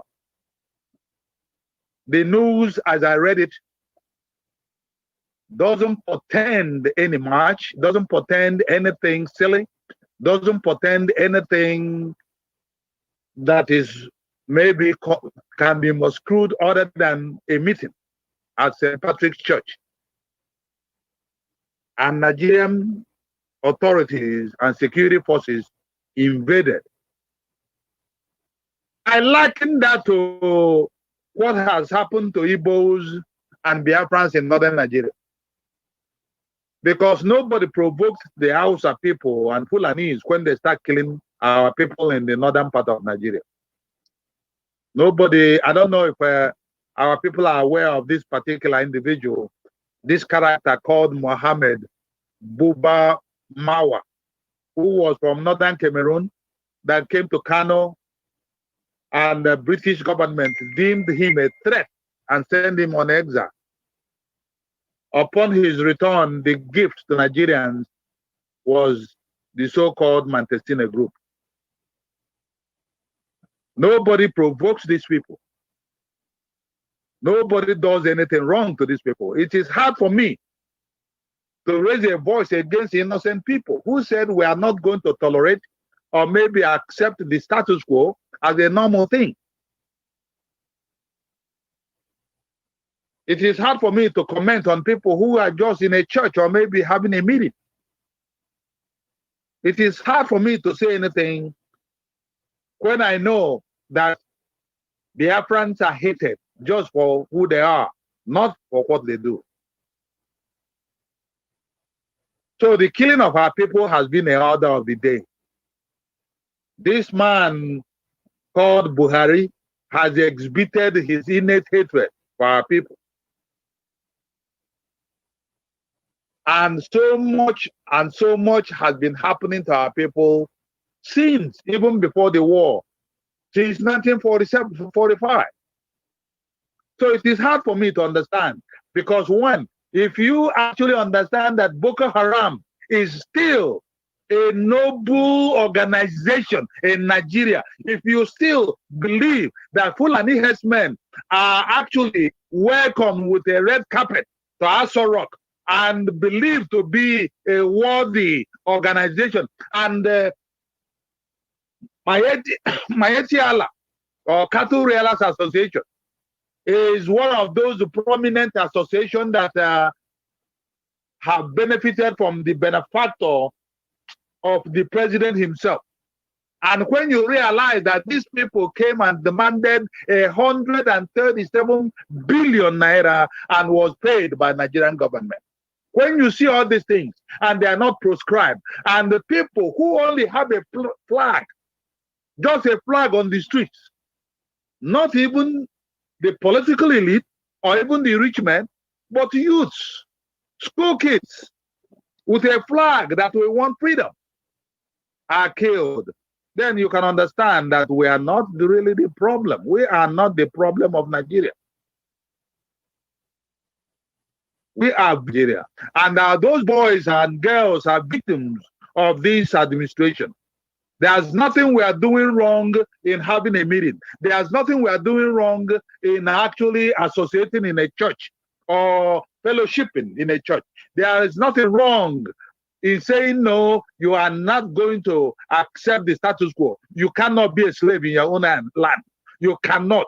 And if you are going to be a slave, not to House of Fulani, whom you know are cattle reelers, and that you know that you are far, far, far better than. So how do you begin to criticize? How? I don't know. I don't know how.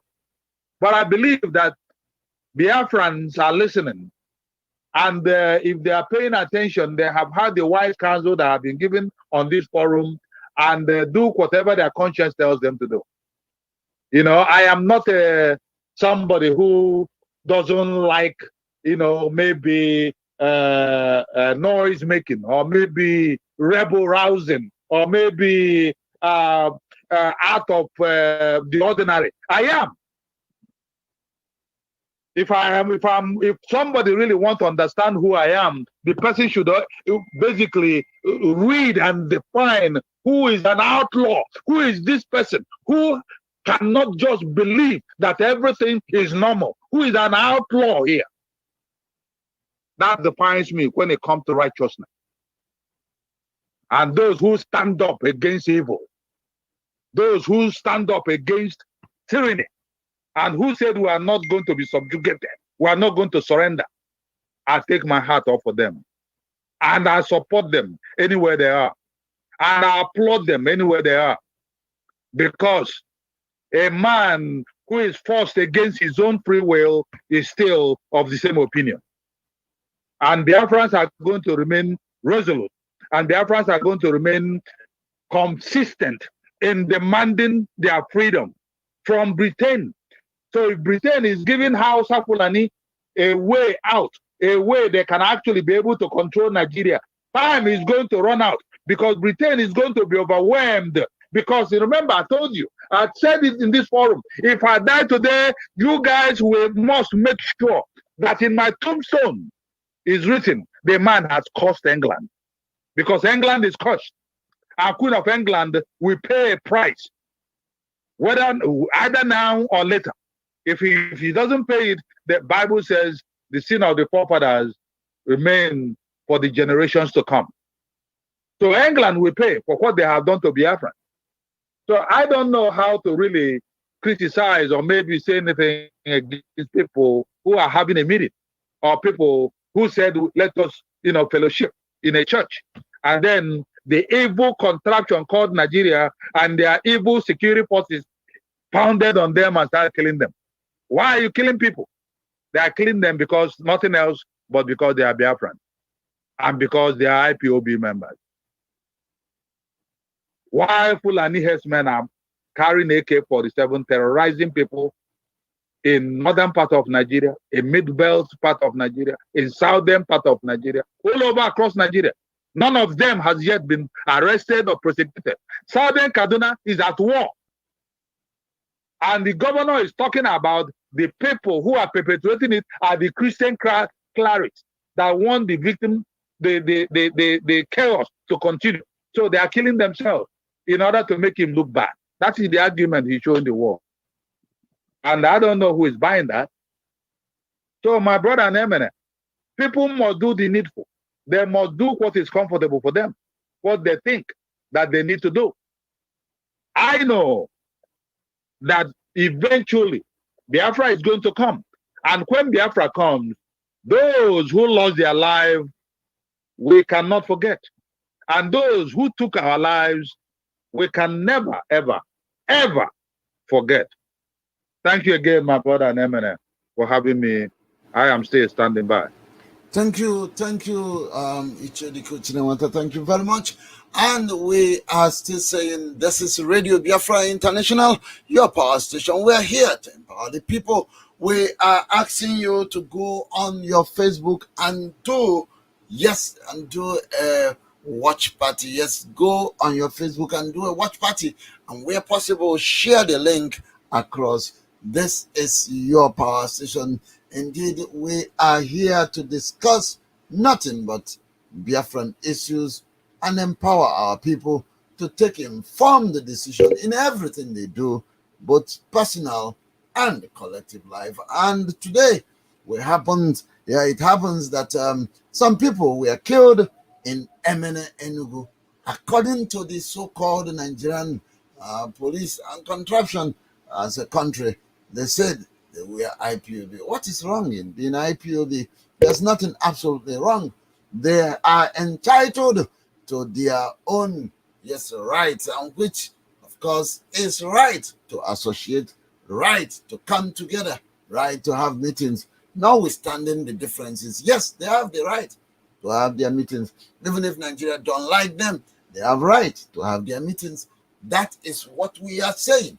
They should not be killed, but indeed and in truth, these are enemies killing our people. No matter what reasons they want to prefer, we are saying our people on their own need to wake up. We need to be wiser than these enemies. We need to be wiser.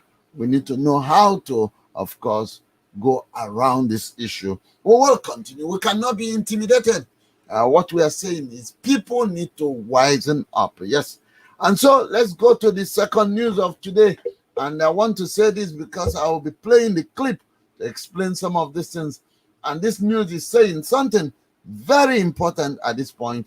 While we are being killed at home, at the outside, and particularly Ghana, something is happening.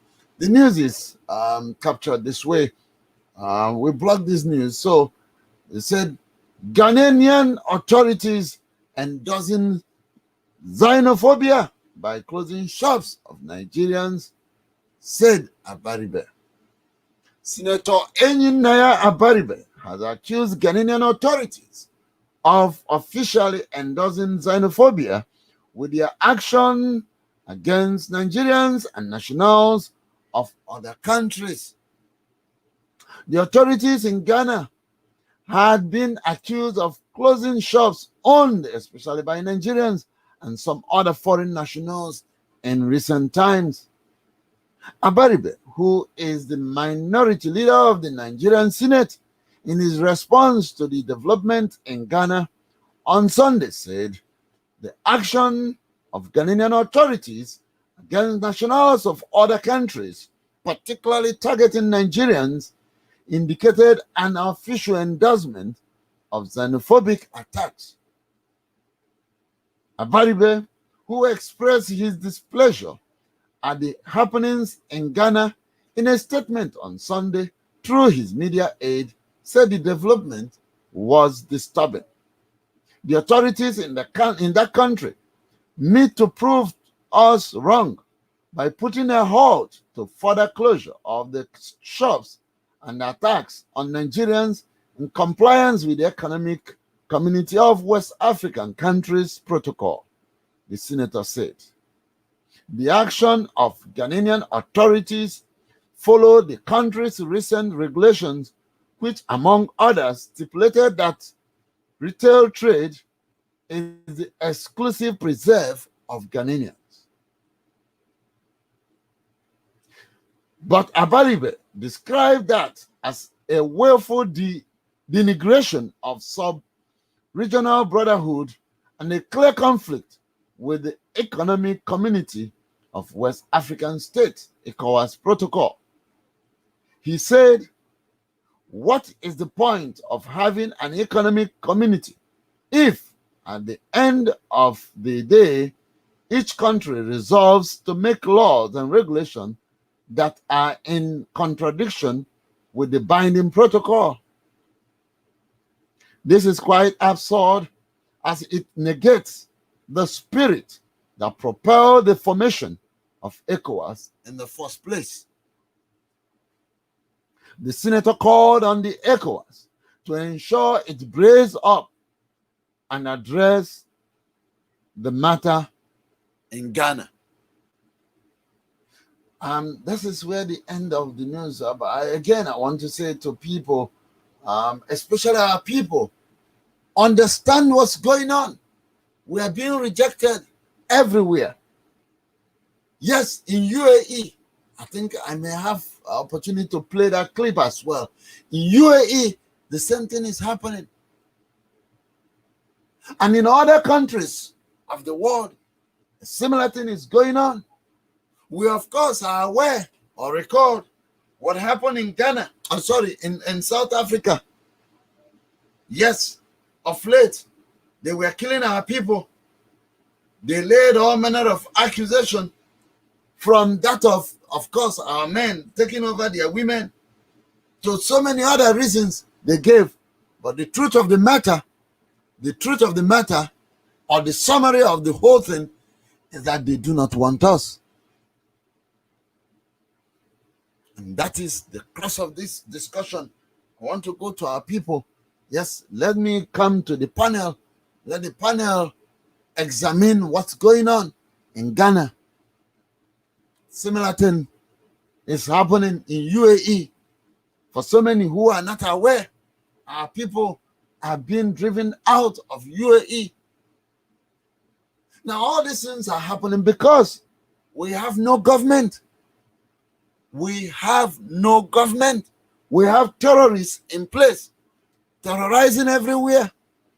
But they do that conveniently under the cover of government. That's why Kaduna State is burning, and the governor is there sitting comfortably. When you interview the governor of Kaduna State, he will tell you that it's a reprisal attack. We are saying all this for you to understand that we are facing one common enemy. In Ghana, they are pursuing our people. And our people need to recognize that when you are being pursued everywhere, it is time for you to come together and address these monsters. Yes, let me come to you, Mazi Ahmed Flaokando.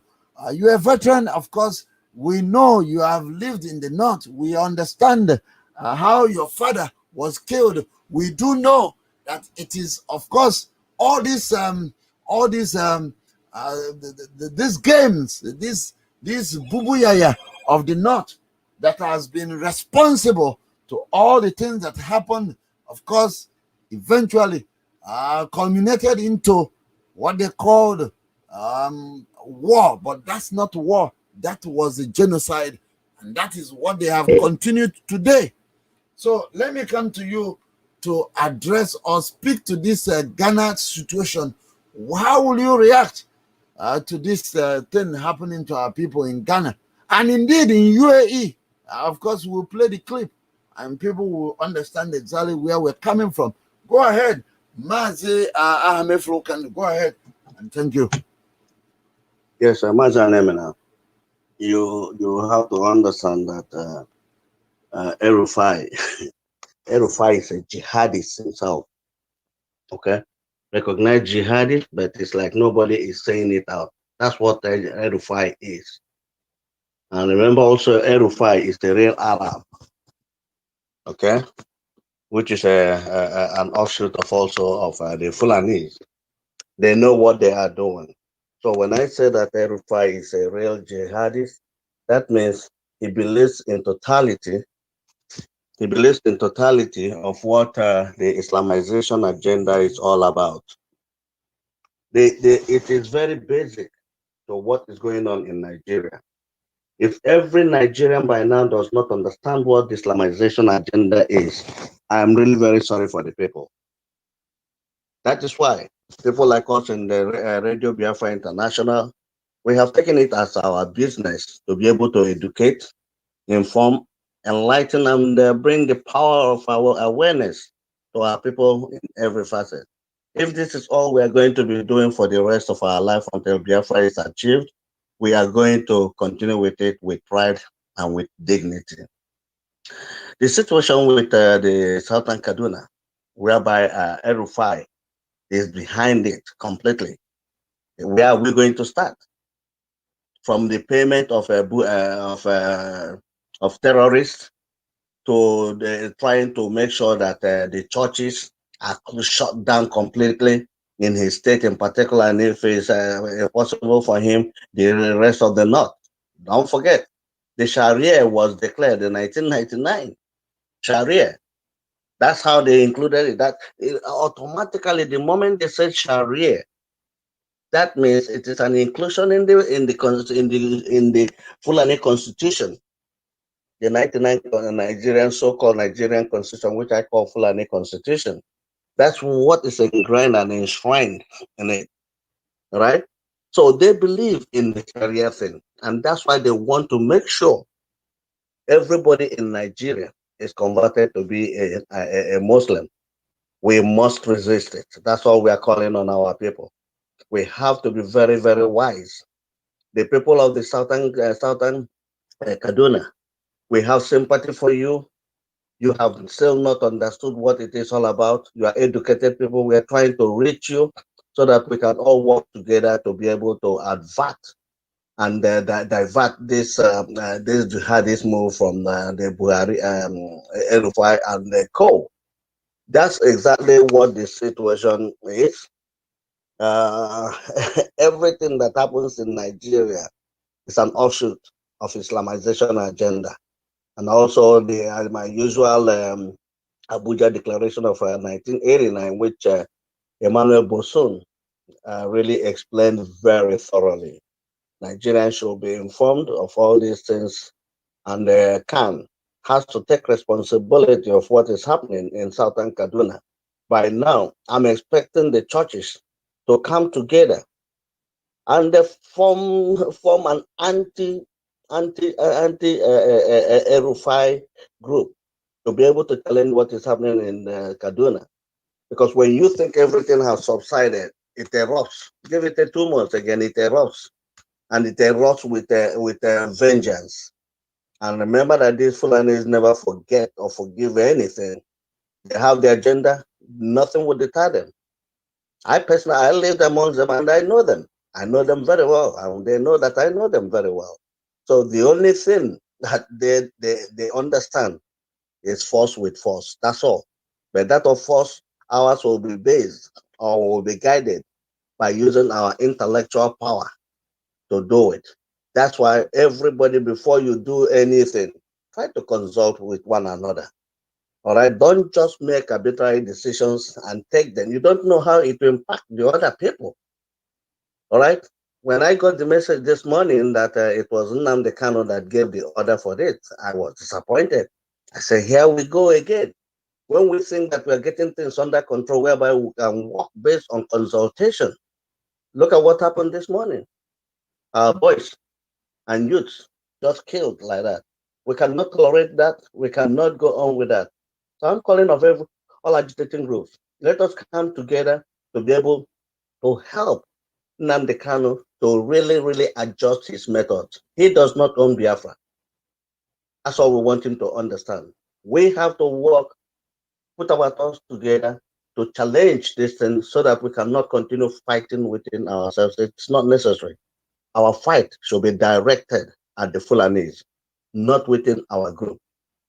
And in terms of demonstrations, please, I am advising, I'm going to close up by saying there's no need for us to go to demonstrate because IPOB has been prescribed. If you go out to do that, definitely you'll be killed. You see what Mazi Ochinawata said, how we are going to do it. You first have to really brand put a name and the Mazi Kedigwe. But you put a bad name first on the federal government, but it can only be done in a group. Based on that, then you can start doing some other things. But before that time, they are having the overriding advantage by the fact they have proscribed you. So it gives them the impunity to be able to attack you anyhow. So I'm going to close by saying, please, forget about all these demonstrations and having personal meetings. Today, we are operating on the internet, that there are so many systems that you can use to have your meetings. In terms of maybe staying long on the phone, make sure your meetings are cut short. Don't make it to be lengthy. Be clear as to what you want to achieve by having the meeting. Then go and use the Zoom, Skype, and all the other systems, conferencing systems that you can use to be able to do what you have to do. That's all we are going to say. Please focus on using the internet and having your meetings instead of being exposing yourself in demonstrations and in personal meetings. Please, we are asking for you all to do that. Thank you very much, Mazan. Okay, thank you. And let me come to you, Chooks. Chooks, how will you describe what's going on in Ghana, where, of course, our people have been rejected and thrown out of Ghana without any respect or dignity? Of course, in recent time, they burnt down Nigerian High Commission in Ghana. Nigeria is not a country. That's just the honest truth. What is in Nigeria is actually terrorist people ruling the people. If you don't know it today. And in the world over, it's always difficult to confront terrorists, especially when they have taken over the government. It's very difficult because what happens is that they make a law, a terror. Check the law they made recently. They sign into law the CAMA, the one they use, Company and Allied Matters Act. It used to be company, and it came from government, the military government. There used to be Company and Allied Matters Decree, CAMD, and then they change it to CAMA, which is Company and Allied Matters Act, as in the Act of the Parliament or the Act of the National Assembly. And so right now the National Assembly rejected that law, but the government of it's not Buhari. Let's get it very clear, but let's leave it for now. And they signed that law into. They signed that act or that bill into law, and today now they are using it to terrorize the churches. The churches. You understand what I'm saying? We're getting into the meat of that trouble, but they will get it right. Let me come to you, Chooks. Right now, our people are being driven out from Ghana and UAE and so many other countries. What will you say? How do you add your voice? Let's hear what you need to say about this issue. Okay, my son and all our listeners, there's something very important for we to understand from that Ghanaian experience. I've also read the press statement of what's his name? Abaribe. What's his name? Abaribe. Yes. And I must say exactly like he seemed not to understand the issues at hand. He calls this xenophobia, and I don't agree with him that Ghana is planning anything like xenophobia on that issue. Why am I saying so? We shouldn't also lose fact that Nigerian government not recently anymore, because it's almost a year, closed the Nigerian borders. What was that aim? And when that thing happened, we were condemning it, and some people came supporting it. If you discover what actually happened, that closure of Nigerian border actually took life out of so many Ghanaian businesses. And you don't expect Ghanaians not to respond. Okay? The only unfortunate is that when they are responding now, it tends to become Biafrans that are mostly affected. But you know that as far as Ghana is concerned, they are reciprocating the gesture of the Nigerian government to Nigerians. Okay, and that is I expected Abaribe to be telling the government to open the border. For example, I see if they should open that border, I see that attack on Nigerian this thing being closed, as in they will stop on it. But because as far as I'm concerned, they are retaliating for one Nigerian government because it took life out of their businesses, and you don't expect them not to react. And that's why I'm telling people that the moves Nigerian government makes is actually targeted at our people. They make this move, you don't understand. They tell you it's for rights. They're not fighting anywhere because the northern borders are open. Because they know that once we attack Ghana, Ghana will attack back. And who will Ghana attack? Businesses owned by Biafrans. This is how this thing parabolates. And then for our own lawmaker to come and be blaming it on xenophobia now, it actually surprises me. It makes me weak. It shows that he does not understand the fundamental things that are involved. If I'm with him, I would tell the government to open the border. If they open the border, things will go back to normal. Ghanaians on their own, we won't forget about it. Don't forget that the reason the Ghanaian government are closing shops owned by Nigerians is that they gave them a target of $1 million. They say for you to invest in Ghana, you must have a capital base of $1 million. After no Nigerian to have nobody, especially you single individual to have that thing, because about 400 million naira. If you have it, you shouldn't be in Ghana. You will be here building factories and what have you. So our lawmaker must understand the issues. Nobody is implementing xenophobia on anybody. But what they are saying is that they are targeting Nigerians for the actions taken by Nigerian government in shutting down the Nigerian borders. Right near goods, Ghana manufactured goods cannot come into Nigeria. Nigerian Ghanaian businessmen do not have access to Nigeria to buy and go out of it. Don't forget that they depend on Nigerian market to stock and do most of this. So that's actually reciprocating this gesture. We must understand these things, and if we must release a statement about it, we must call the people who are involved, who started this thing, and that the APC government led by Buhari. So we must articulate these issues. We must know where the race start beating us, because until we know where the race start beating us, we might not know how to end it. Thank you. Thank you very much. Thank you, Mazi Ikedigwe. Thank you very, very much for, of course, letting us understand again that it looks like the Ghana government are responding. Yes, beside that, there was a time Nigeria drove out the Ghanaians in Nigeria. That was in 1977 or 78. I can't be too sure now, but it's around the 70s. Yes, they asked them to go back home. That was what actually gave name to, when that name Ghana must go back, came to be. And so all this tells you something. Chooks raised that issue. Chooks, I thank you very much. He said anytime they will go and attack those that once they want to respond, they will respond, and that attack will be on our people, Biafra, because they are the only ones into trade. They are the only ones who travel all parts of the world. They are the only ones you will see moving to develop other countries and other corners of this planet Earth. And so once that attack is launched, the reprisal will be squarely on our people. But don't get me wrong, it is our people. As it is now, Nigerian economy is nosediving. It is only the money that is coming from those in diaspora that is sustaining that rickety kind of economy. And it tells you we are doing a lot, but they will never ever recognize us. And that's more reason why we need to come together and solidly pursue the liberty, the freedom, the, of course, ultimate restoration of our motherland. Let me come to you, dear brother Mazio Chinawata. Chinawata, Ghana, we know they have been doing all these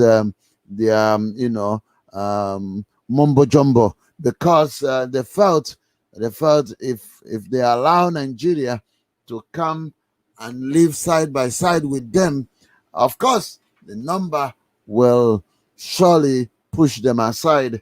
And our people, especially Biafrans, were very, very good business people. So they are not, so to speak, they are not into competition. They don't want perfect market. They want monopolized market, and they are saying their people have to monopolize. How do you see this? Yes, Chinamata, go ahead.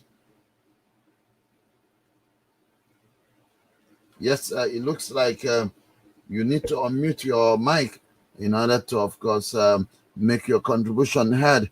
Okay, while we wait for Ichediku Chinamata, let me come to you, Maz, our dear sister Ozioma. Ozioma, what will you say on this economic move being made by the Ghanaian people? They're saying we do not want you, irrespective of the fact that we share ECOWAS as a common front, and we have been doing business in the in the recent times, but right now they've made a law that is saying, go, we don't want you. That's what they said. They don't want our people. Thank you, Mazian Eminem. I think my fellow panelists have already given some light into this, but the only thing I'm going to throw in is that Nigerian government is doing what the Buhari administration is doing what it does best: drag our people back. They have actually become enemies of Ghana. They closed the border and they're not allowing Biafrans, because we're the one that are gregarious, that we can go to any country and start establishing, establishing a business and running it well. So now, if Ghanaians feel like they're being suffocated by the Nigerians there, they will do what they need to do for their own family first, for their own people first. But because Biafra is not part of Nigeria, so does it really matter to them what's happening to us? We always get the 5% treatment, which is 0% or -%. So they don't care. And like Mazi Chutz said about the lawmakers, the ones that are supposed to know the dynamics of what's going on, not even paying attention to that. And you think Buhari knows? So, it's like the best scenario will be Biafrans focusing on getting Biafra and establishing our place, because we know who we are and we know what we can do, because we are people that are endowed by God. We can't continue to allow the Fulani people to drag us back, which is what they're doing. Trying to make everywhere, wherever country they go and they mess it up, the Biafrans are the ones always affected, because we are the ones that are there. So, I don't know what else to say about it, except that we have to learn and we have to start working together. We have to unite so we can make the restoration of Biafra,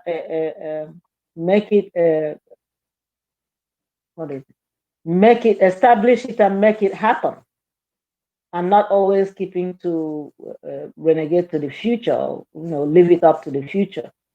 We need to work together to make it happen, and make it happen as soon as possible, so that we can start uplifting ourselves and not allow people to determine our destiny.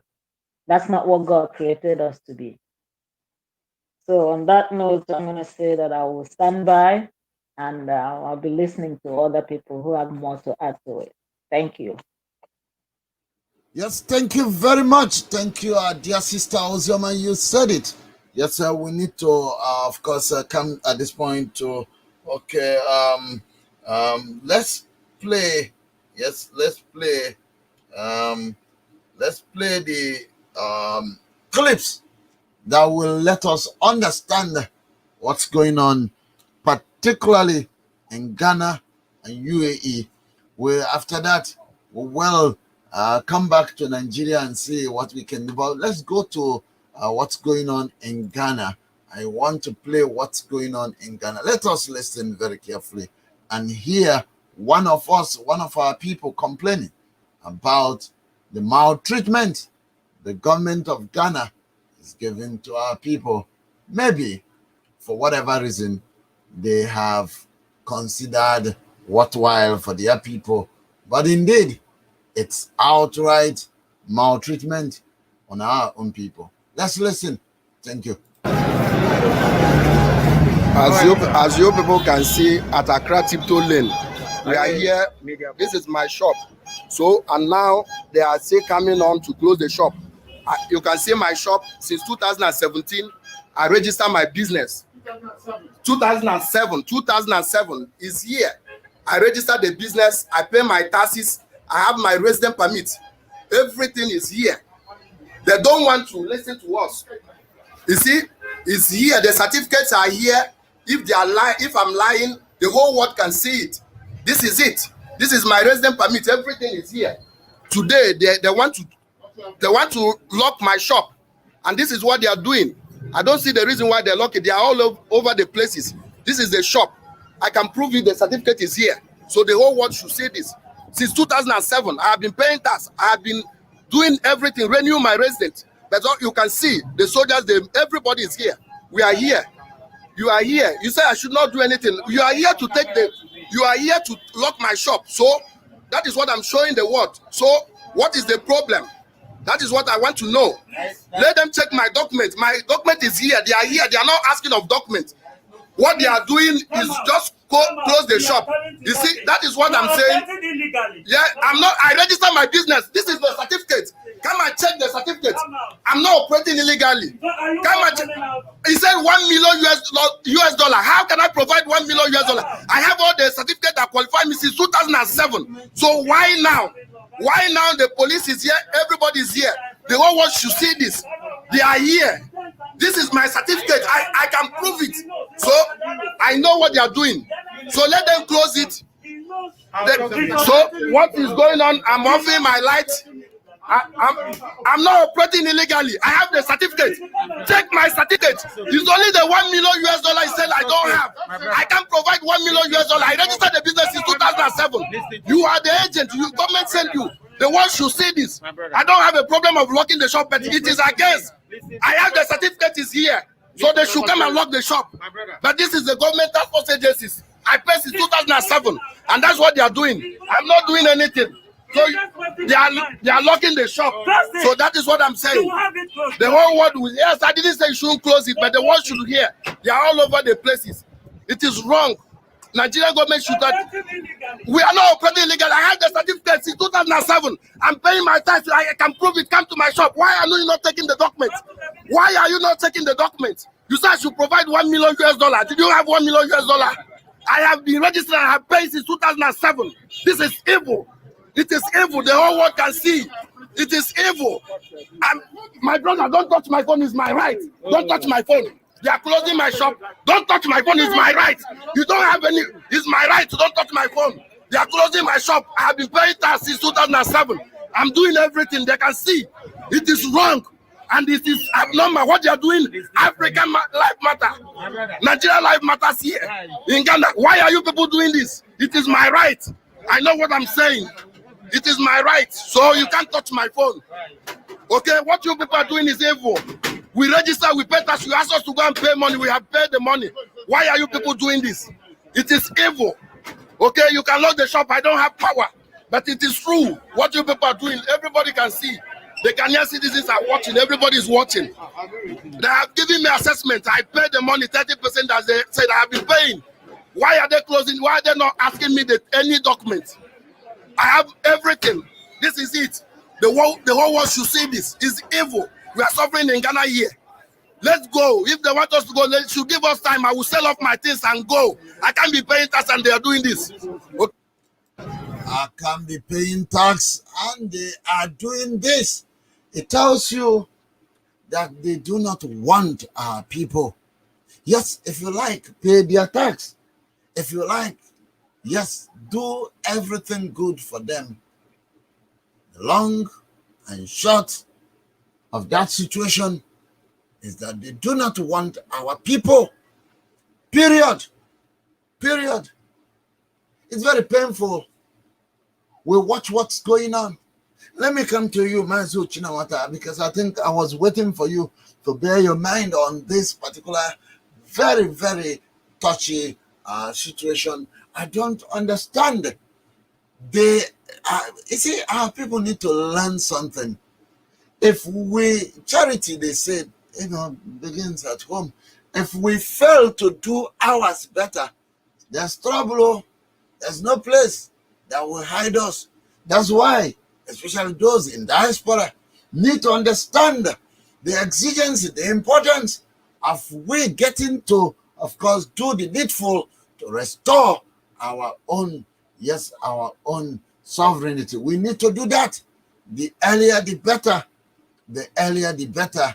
And the quicker, of course, the more wiser people will be. Let me come to you, Chediko Chinawata. Go ahead and let's hear what you have to say. This guy is in deep pain. All the money he has made since 2007. You can imagine that. 2007 to 2017 is 10 years. Yes, 2016 is 10 years. And now to 2020. So it tells you this guy has been there for close to 15 years. But look at the kind of treatment that is being meted on his person. No consideration for the long stay, for contributing to their taxes, for contributing to their development, for in fact helping in developing and making Ghana what it is today. They rubbish all that and pushed him away from his store. Go ahead. Let's hear what you have to say.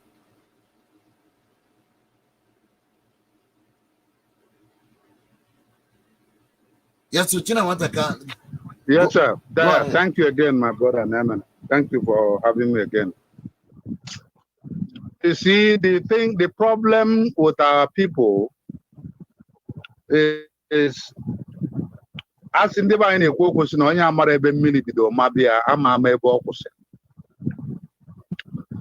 if you fail to know when the rain started falling upon you, you will never know when it stopped.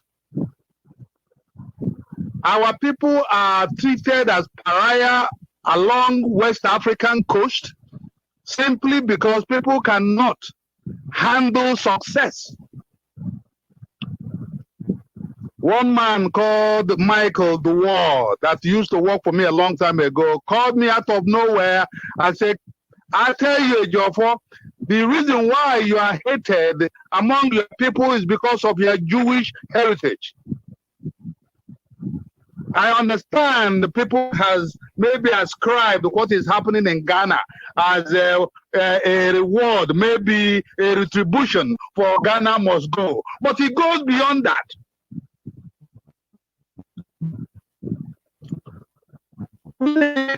In Africa rises up and demand $1 million USA permit to do business.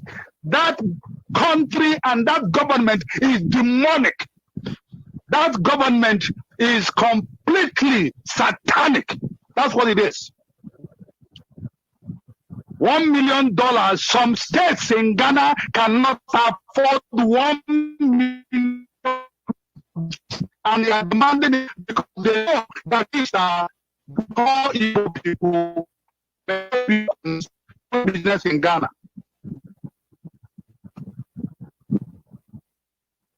Use our hands or raise an arm to kill anyone. We come, we negotiate with the owners of the land a price that they said that's the cost. And we settle down and drink tea and milk, sometimes water and bread, and do whatever we can to survive. And when we started surviving, then the envy and manifest itself and push us down. And then and are experiencing, I am not surprised. I am not surprised one bit. They say when God has chosen you and when God has bestowed a prize on you, an honor on you, people around, all the entire Gentiles will turn against you because you are a chosen child of God. My anger, my problem is that our people don't know who they are. They have not been able to realize who they are. Abaribe is writing, and whatever he's saying is okay, but that's not enough. It doesn't go enough because Abaribe can summon the southeastern governors of Biafran states and let them send an emissary to Ghana and talk to Ghana and try to reason with Ghana. That's not going to happen. They wanted them to do.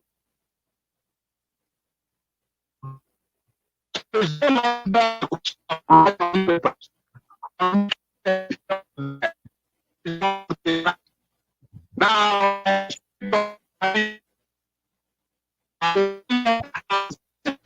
message to Ghana that yes, you know what you're doing, and what you're doing is boring and wrong and it's demonic and evil because the individual in Ghana afford $1 million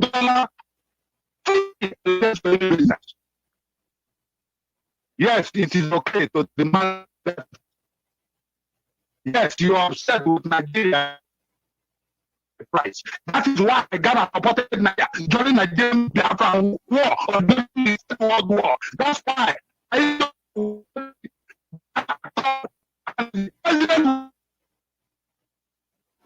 Yeah, Mazi Chinawata. Yes, I'm very. The network is giving some trouble, and we want to hear exactly what you are saying because you're making a lot of sense here. There is our people need to understand exactly what's going on. Is it possible you readjust for network to be better? And we want to actually hear what you're saying. And at this point, let me use this opportunity to say to our people, yes, we'll be rounding off. But if you want to call us, go ahead and call us. We have the number. If you're watching, if you're listening via the Facebook or you're listening via the YouTube, you will see the number. Of course, scrolling at the foot of the screen, you will see the numbers. And indeed, our Skype ID, Radio Biafra International, Radio Biafra International. Call us on any of those numbers. Let's take your call and hear exactly your contribution on this issue that we are discussing. Go ahead, Ichediko Chinawata. We'll proceed. I am so overtaken by what you're saying. Very powerful suggestion because you are saying something how our people have lost sight of whom they are and indeed the record or the trend of things. Go ahead, Ichedike. Yeah, thank you again for allowing me to complete all of what is going on with the communication gadget I have. But I believe that Igbo and the Igbo governors or Biafran state governors are serious about protecting their. They should send an immediate message to Ghanaian government that what they are doing is wrong. Doing is wrong, and we will not forget. We will never, ever forget. That is similar to what they did during the Third World War with Nigeria. Ghana supported Nigeria, even though we had a Buri Accord in Ghana and supported Nigeria. So I don't know what Igbo people have done. I really don't know, other than a chosen children of God. And because of that, all the Gentiles in it. So our people should go on and really study and know how special they are in the eyes of God. Maybe, and only maybe, then will they be able to fashion out a way that work out for them. Thank you again, my brother and Eminem, for having me. I'm still standing by. Thank you, Ichedike Ochinamata. Thank you very much. And I want to say this at this point. People, yes, sometimes it takes them time to adjust to a position that will help them in the scheme of things. Yes, call us at this point. We'll be closing any moment from now. Call us and tell us what you feel about Ghana pushing our people out. Call us on +1 786 352 8757, or you call us on +44 2921 286541. Don't forget, you can as well reach us on our Skype, Radio Biafra International, all one word, Radio Biafra International. As we wait for your call, let's go quickly on that clip that will tell us what's going on with our people in a place they call UAE. Let's listen very carefully and hear what is going on there. Ask them to move away from the humanitarian city. Now they are in the desert now. The Dubai government has asked them to move to the desert. This is UAE, United Emirates Arab, Dubai. These people you see here are people that have Dubai visa. And these are some of us here also. These are some of Nigerians now. These ones refuse to go to the desert, but we're still hanging out there. We've been sleeping outside our houses because we don't have house. We've been here because of the coronavirus. And we have no home to go. We have no place to go. This is where we've been sleeping outside for 6 days and they've been moving us around. These are Nigerians. Dubai, United Emirates Arab.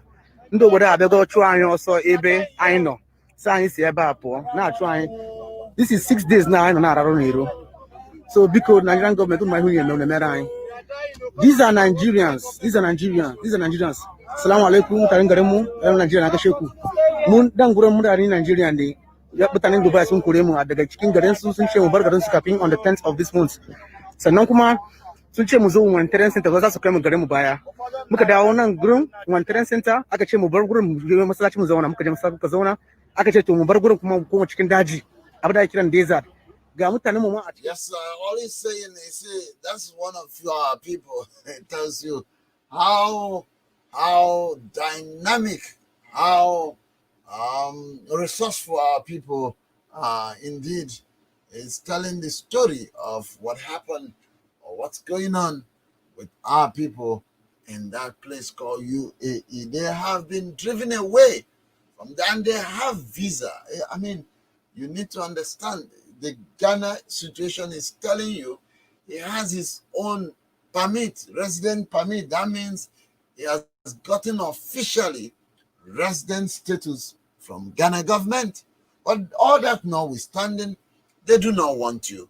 In UAE, these people have their visas, but again and again, UAE don't want them. Majority of them are our people. And they are calling on government. Which government? The one that is in Abuja. Which one? Is it the government that is in Kaduna? These are terrorist government. Of course, you need to know that. The truth of the matter is that it's difficult. I want to repeat. It's difficult to fight a terrorist government because they're going to hide under the so-called law to wound the people. And so, when you come after them, they use the machinery of the government to come after you. That's how it is. We have to be honest to you. That's what's going on. Obadia, the deputy governor of the central bank, spoke up. Yes, he said exactly what's going on. He made a revelation, which that revelation is not so new. We are aware that the government are the Boko Haram. And the Boko Haram is, of course, the herdsmen. And among these three, this tripartite arrangement, the Boko Haram, the herdsmen, and the government, they are all one and the same. When they said there is a lockdown, they were busy hauling these people from different locations. The same government that locked the Benin border opened the northern border for the people from Niger and other countries to come in, the Fulanis, so that they will have enough strength to fight our people. It's the same government that announced that all these people should come into the night, but they locked Benin Republic. And when you said, they will tell you rice is coming in there because they want to stop our people from doing business. And Ghana, we are crying that time.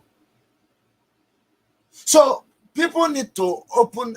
We are closing. We'll be closing, unfortunately. Maybe next Sunday we'll take it from where we're stopping today, and we need to get your own. We need to get your own input. But of course, some of you will only listen. They will not want to call in. And I said to you, by next 2 weeks, you will understand what I'm saying. By next 2 weeks, yeah, don't get us wrong. We sound most times very simple, but I will tell you one thing: consistent we are. Yes, resilient. That's our another name. You will eventually get to understand exactly who we are. I have somebody by name.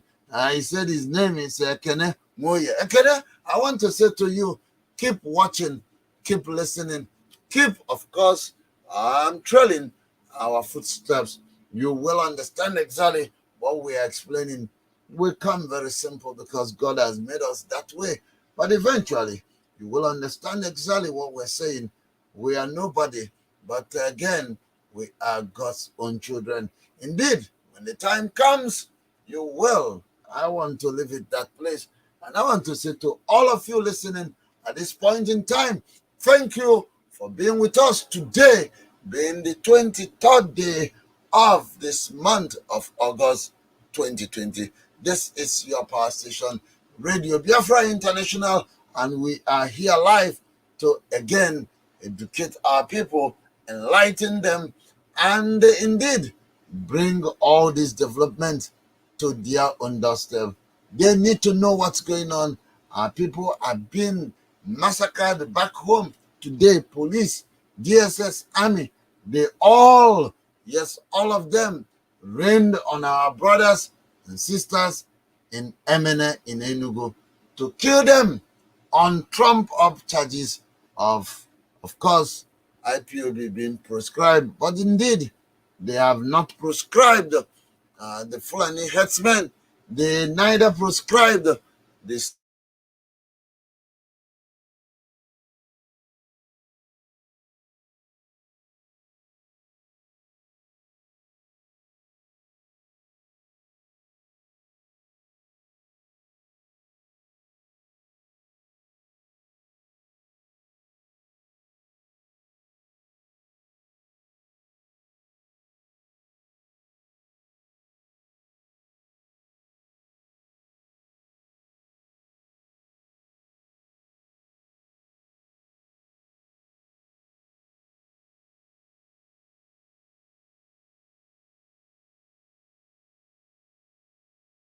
The platform where our panelists are to, of course, hear from them their concluding statement on today's broadcast. I will take on first our very joined us is our sister Ifoma.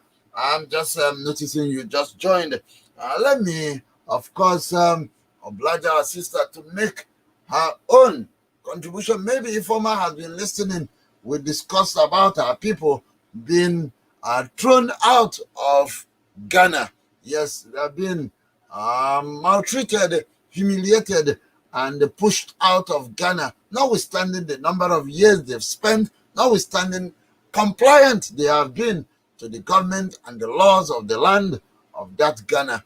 All that were rubbish, and they got humiliation in return. And we are saying to our people, I think it's high time they advise themselves and know that home is home. We need to go fight for our own country and take it from there. If I might go ahead and make your contribution, and at the same time make a very quick conclusion. We spoke about our people in UAE. They are there as well, being driven out from UAE, notwithstanding they got some visa to be in UAE, but they said they don't want them. Everybody is trying to preserve their own people. That's what's going on. And so go ahead and let's hear what you have to add to all this discussion. Oh yeah, before I thank you guys. I just joined in, so I haven't been following what's going on. But from what you just explained, you guys are talking about people being thrown out of Ghana. Yeah, no matter how many years they stayed, no matter whether they are residents or not, whether they pay their shop rent and tax or not, they've been asked to leave, and so I don't know what to say, but it still brings us to the fact that people should look home and think home, because it seems like it's getting it tougher, especially if we say we're Africans. I don't know why people should be, discriminating this much amongst themselves. There was a time we had a lot of Ghanaians in Nigeria. They do security work, they do a lot of other services for Nigerians. I think that was when we remember the name Ghana Must Go and all that stuff. Or maybe they think it's a payback time for them to pay back Nigeria. But I still remember that we had a lot of Ghanaians in Nigeria doing their normal stuff. And people weren't bothering them that much. We didn't hear them being killed or their businesses being shut down. They were like doing mega security and a lot of, other stuff they were doing freely. And I'm sure most of them weren't even paying any tax or anything. But our people are the ones that goes out, rent places, pay tax, and try to be law abiding. But still, they don't want them around. They feel it's a kind of competition. They have a lot of stipulations, how you should trade, how you should do this and that, and they are still following, but still they are not satisfied. They want them out. I think it brings us back just to one thing, that it's a shame what is happening in Nigeria, because if Ghana is now a better place to be than Nigeria, and when you think back what it used to be in the past, it looks like we are moving backwards and not forwards. Nigeria has gone many, many steps backwards than moving forward. So it's a big shame and a big disappointment. And what they're telling Nigerians is go fix your home, because we have our own in place. So that's what it is. They don't want them. They don't want to see them anymore. They feel that, now we have our own country, we'll have to preserve it. And I heard there's a lot of discipline in Ghana right now. They sanitized Ghana, all those corruption gone, all those lawlessness gone. People are trying to pull their lives together.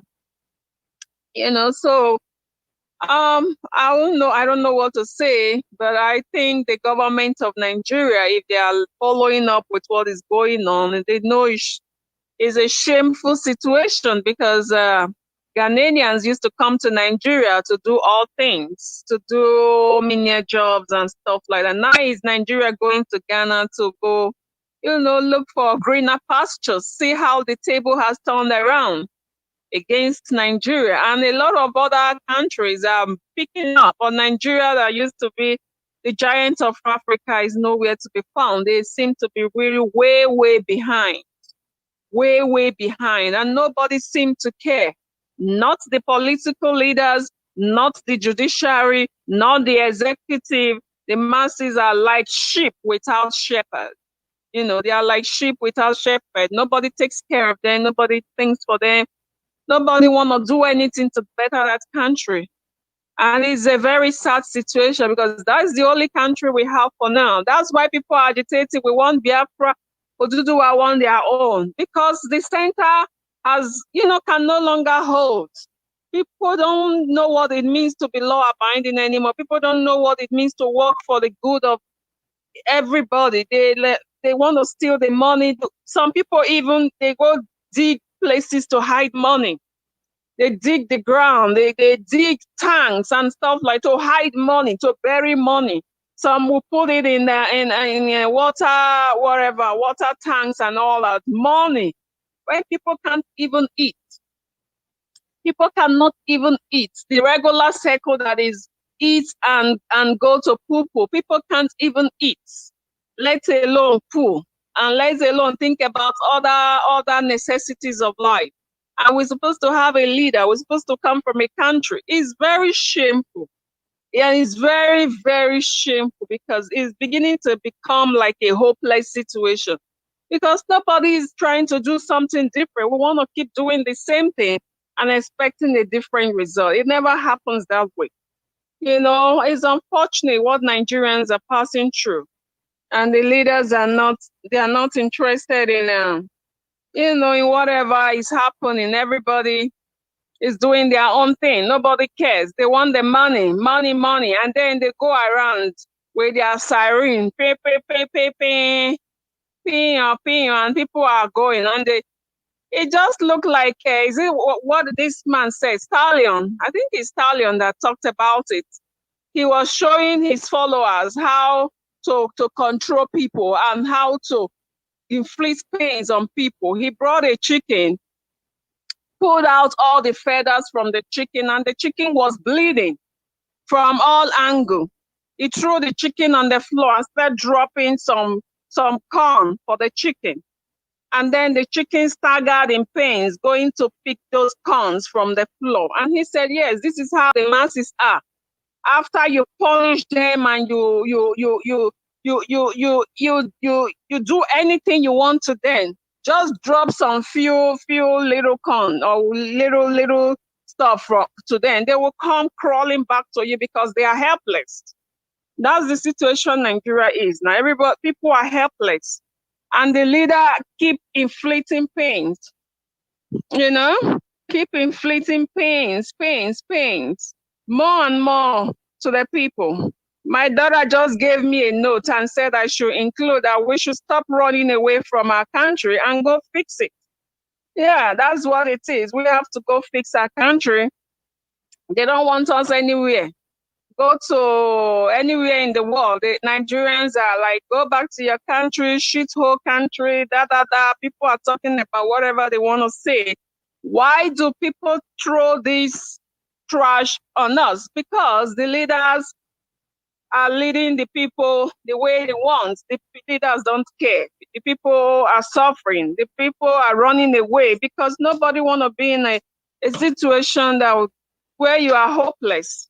You know, some of them have died in the wilderness. Some of them have died in jungles. Some of them have died in deserts, trying to crawl out of Nigeria, try to walk on their feet, walk with their two legs to wherever country or wherever they find themselves, rather than be in Nigeria. You know, it's a very disappointing situation. It's terrible, and you know, but the only thing I'll still tell our people, go back and fight for what belongs to you. We saw how Rawlings fought for Ghana with his own people. They fought to sanitize Ghana, and Ghana is moving ahead right now. You know, so our youth should stop playing around, playing to the gallery, because the youth are the leaders of tomorrow. They are our hope, they are our future, and they are not consigned. They said the future belongs to the youth. When is the future gonna come and actually belong to the youth? That those old people, they keep recycling themselves over and over and over, changing their birthday, changing their years of, you know, changing from 75, they move to 65, they move to 55. They never go forward in age, backwards. They go and manufacture birth certificates, affidavit of whatever, and they keep recycling themselves. So you ask the youth, where are you in the history of Nigeria? Where are you in the program of Nigeria? Nowhere. And the youth are supposed to be the leaders of tomorrow. When is that tomorrow ever gonna come? If they don't begin to fight for tomorrow today, that tomorrow will not come. It will only be a mirage. Okay, so the youth they have to sit up and go fight for their tomorrow. It is their time to lead. They shouldn't allow those old people to keep recycling themselves. The youth should mobilize themselves and know that now is their time to take up leadership in Nigeria, because that country, Nigeria, is something nobody want to even think about. So, Oduduwa want to go, Biafra want to go. Why are they agitating to go? Because nothing is working out. Once you stay Nigeria, everybody will be like, oh, Nigeria. Nobody want to even say I'm in Nigeria. You don't even want to bring your passport and say I'm in Nigeria. Why? Because it's backwards. When you mention that name, that name sounds like some kind of, something disgusting, a people that before were the stronghold of all the African countries. Now, when you mention Nigeria, they'll be like, oh, Nigeria. No, Nigeria. No, anywhere you are. So the youth, I'm calling them to go back and fix Nigeria.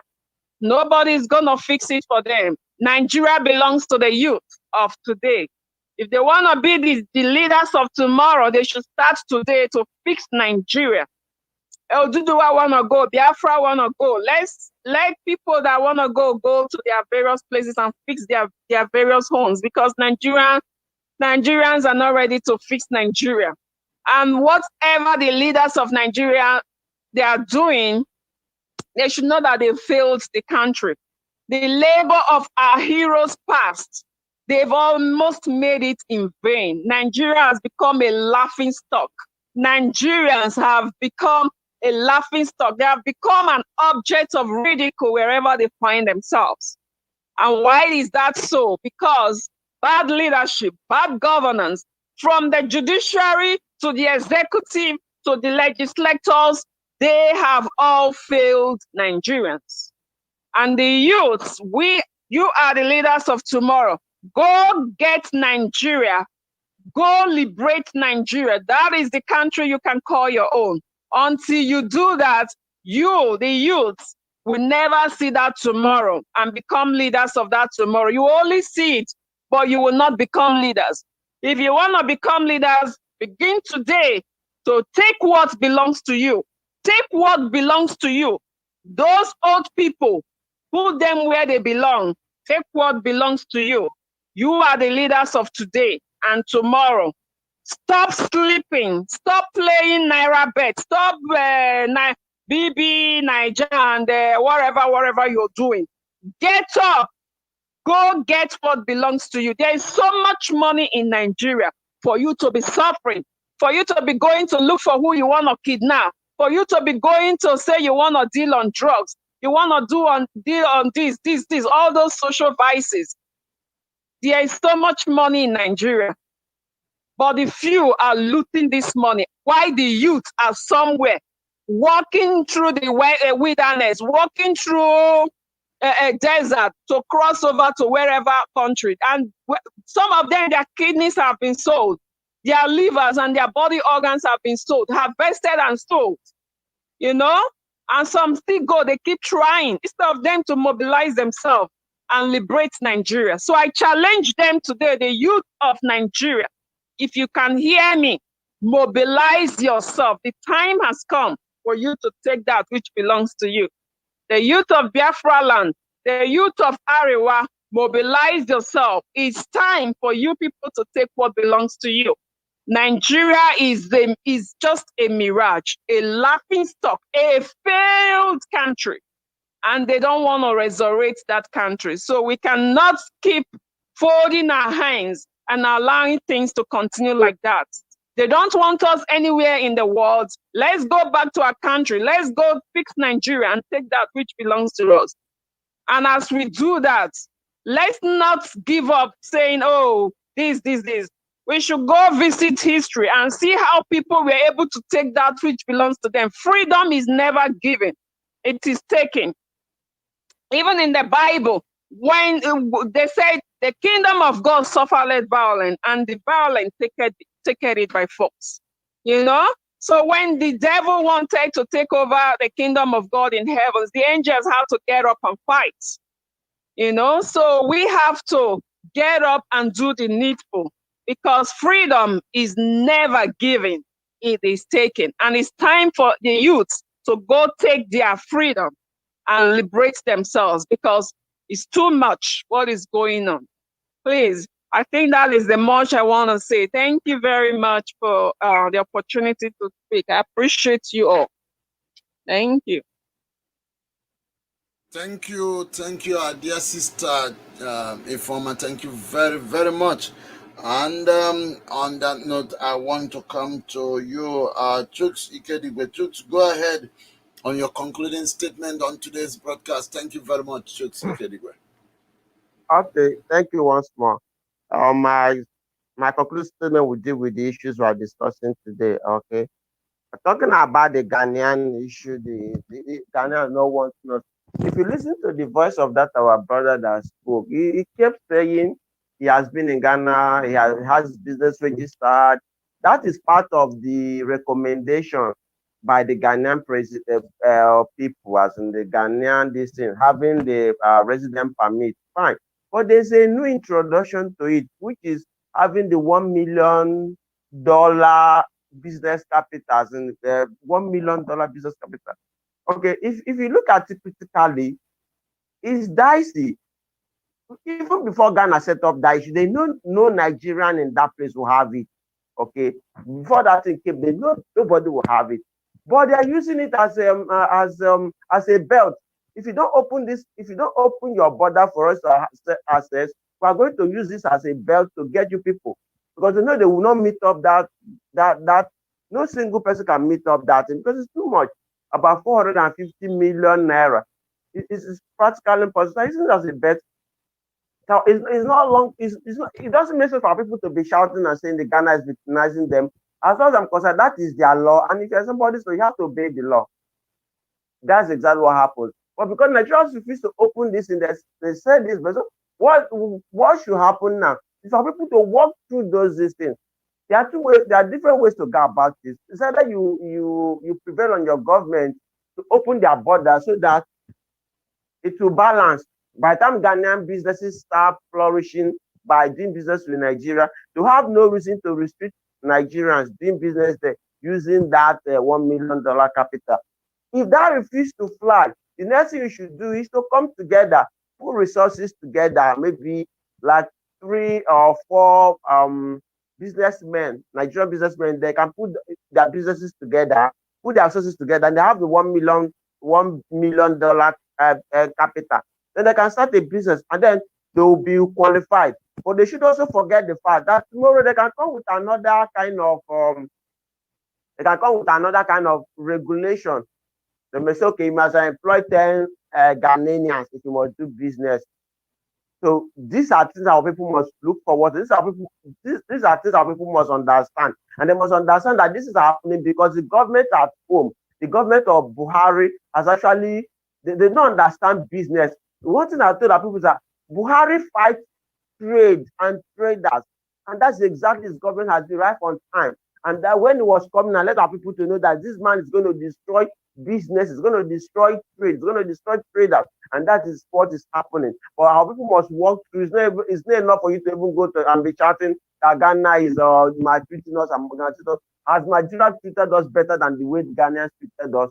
I saw my brother telling the Ghanaian authority to even touch his phone. Had it been in Nigeria, they wouldn't beat you because you are recording them there. They will destroy that your phone there. So please, I'm not sentimental about so many things. I've learned to tackle issues very, very well. So I was even commend them for at least allowing those things to be videos, because I've seen it happen in Nigeria. They will destroy the phone and there's nothing will happen. They will even tell you that they will kill you there, nothing will happen. That's how lawless Nigeria is. So we even give top up that this is better off there. But what we must do is to prevail from the head, as in if you must tackle it, you must tackle it from the taproot. The taproot is that we must stop this government that actually imposes border closure, so that and we have a West African protocol, because one thing that Nigerian government keeps telling us by allowing influx of Fulanis into the countries, that they say there's a West African protocol that cannot stop them from that cannot stop the government from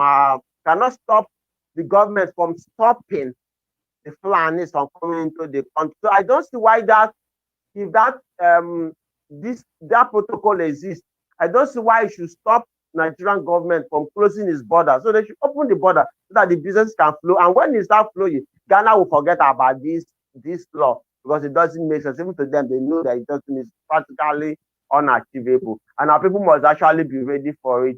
It's not about blaming people, it's about working through that this thing. Get your people, meet the chambers of commerce in Ghana, settle these issues with them, let them cool down, and then talk to your government to open the border. When these things are done, I'm sure they will forget about this thing. And then talking about the killings, wanting killings, we must condemn these killings. It's becoming too much. We must stop asking our people to go and fight, go into this kind of parades and what have you. Okay, we must make things. We must make things. As we must talk less and do more. Most of the time, most of this killing come because of the talking that when you go to the broadcast and you give people the impression that you have this, you are loaded, you can destroy everybody, you can make and unmake. People tend to believe it and think you have something, and when they get it, they discover there is nothing. But because they're former, they don't go back. They must take blood. So we must understand this. And it's also very imperative for the IPB leadership to actually proscribe these Nigerian institutions that are killing our people. Proscribe them on your own. Let's together keep firing them at that terrorists. What they do is to terrorize our people. So they're even worse terrorists than you. So proscribe them. This is how to fight. You fight blood with blood. If they proscribe you proscribe them. You keep calling them proscribed terrorist organization, terrorist organization. By the time you keep calling Nigeria terrorist organization, severally, the word we accepted, just what we did to Nigeria. By the time we kept calling them the zoo, everybody now calls them the zoo. So I expected the IPOB this to have done that, but they refused. In fact, sometimes they make you believe that they don't really know what they are doing. As in, where they're supposed to fight, they don't fight it, and they keep fighting the imaginary saboteurs and what have you. These are things we must articulate, we must be strategic in our fight. We must ask for people who are much more knowledgeable in international relations or conflict resolution, because they will give you the way to tackle enemies. If the enemy come this way, you hit them hard the same way they come. By the time you keep you discover that Nigerian authorities will be the one begging you, and they will quickly undo the prescription so that you can also deproscribe them. But if you leave it like that, they have nothing to lose. They just have nothing to do, and they will continue. So they must wake up and do the reality. And until that is done, please stop telling our people, stop making our people to become a sacrificial lamb. We must be allowed to enjoy the effort that we're fighting. And totally, we condemn these killings, even the killings in southern Kaduna and every other thing. At this junction, I'll thank our people for today's broadcast and say good night, goodbye. Next time. Thank you. Yes, thank you very, very much, Chuks Ikedigwe. Of course, you have said it. Yes, our people need to wake up from their slumber and do the needful. When everybody is rejecting you, it's high time you accept yourself, recollect, and do exactly what you need to do to save yourself all that embarrassment. But because I ask myself, must we be in Ghana? Must we be in UAE? Yes, we need to come together and get back our country. Now let me come to you, our dear sister, Ozioma. Ozioma, what will be your parting words on today's broadcast? Yes, more so when we're looking at what's going on in Biafra land, how they have killed our people under the guise of IPOB prescribed, and they are having meeting. Of course, we do have right of association. People should come together to kill them. People without anything, arms, without any gun, any weapon whatsoever, to go killing such people is not acceptable. It's condemnable. And go ahead and tell us your concluding statement. Thank you. God bless you. Thank you, Mazen Emine, for a great broadcast program today. My heart goes out to the families that have lost loved ones because of this killing of innocent, unarmed people that are having just the meeting. just because of what Nigerian government have decided to call the indigenous people of Biafra, which means all Biafrans really are indigenous people of Biafra because we're indigenous to the area land of Biafra. So my heart goes out to them. Who's this?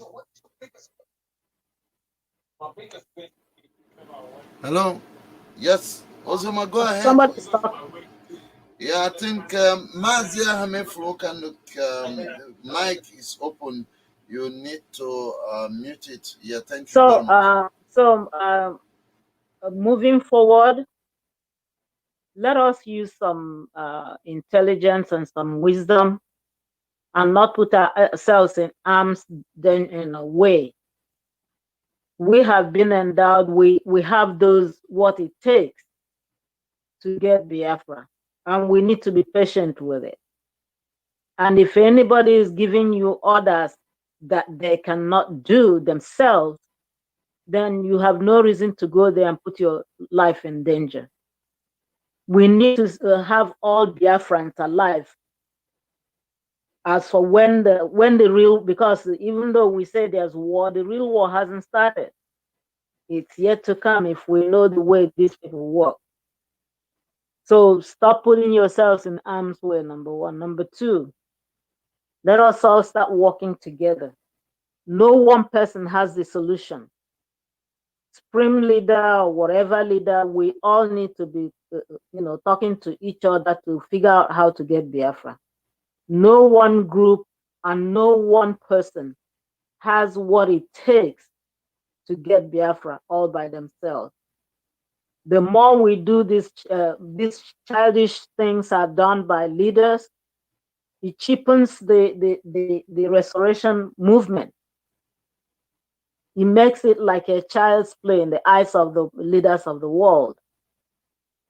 So if you can't lead anymore, please step aside so we can move on and work on getting the Biafra together as a group of people.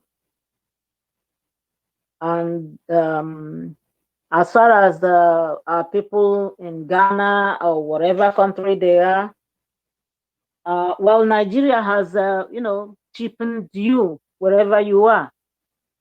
So that country doesn't really think that you're a whole person, if I may say that, because of the country you're coming from or the country you have a passport. So, it's best for us to fight together again and get Biafra, so we can, establish our own destiny. Because I know that we have a rich destiny ahead of us, and we need to fight for it. It will not come easy. We need to fight. Jesus Christ fought and threw people out of his Father's house. The same thing we need to do. We need to work together and fight to throw the Fulanis out of our house, because that's where they are right now. And then we need to use wisdom. We need to listen to what is being said that is true and apply it.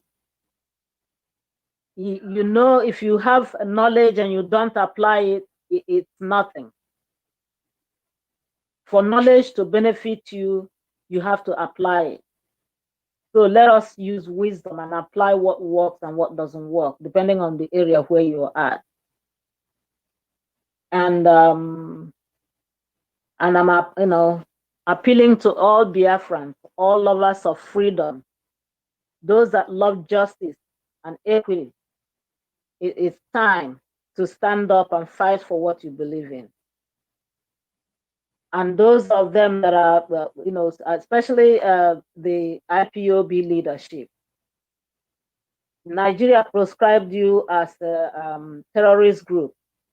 You can return the same favor to them, because they are more terrorists than any organized nation they're not organized anyway, than any nation or any country that I've ever, heard about or witnessed or seen. It's really appalling to see that the police the DSS, and the army are all in one cahoot, fighting people that are unarmed and helpless. That makes you a rogue law enforcement office, because you're fighting the innocent, and you're coming and you're calling reinforcement for what? To kill people that don't have any arms? Anyway, let's use wisdom moving forward. And those of you that are in Nigeria, please use wisdom. God gave you some sense to think, and use it, apply it. Let us work together and fix our country. We know who is the agent of the Fulanis and who is not. But we still need to work hard to make sure that Biafra comes to fruition. So I thank everyone for giving me the opportunity. I thank all the studios, wonderful panelists that were on today. And I thank you, Mazi and Emine, for doing what you do. Good night, everyone, or goodbye, or good morning, whatever that is, where you are. Bye, everyone. Thank you, bye, thank you, good night. That was our sister, Ozioma. She has said a lot, and we cannot thank her enough. Very consistent, very, very practical, and of course, people, you're listening, we need to sit up, we need to fight for ourselves, we need to do what we need to do. That's the needful. That's what will earn us a better position, a better, yes, condition. Let me come to you, our dear brother, the veteran himself, Mansi Ahame Flaukandu. Go ahead and tell our people what you have in mind regarding what's going on, concluding on this live broadcast today. Yeah, Mazi, thank you again, as usual.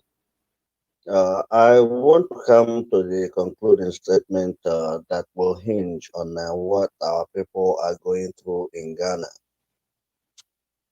When you look at the percentage of the people from Nigeria who are trading in Ghana, you know that almost 85 to 90% of them are from the Biafra land.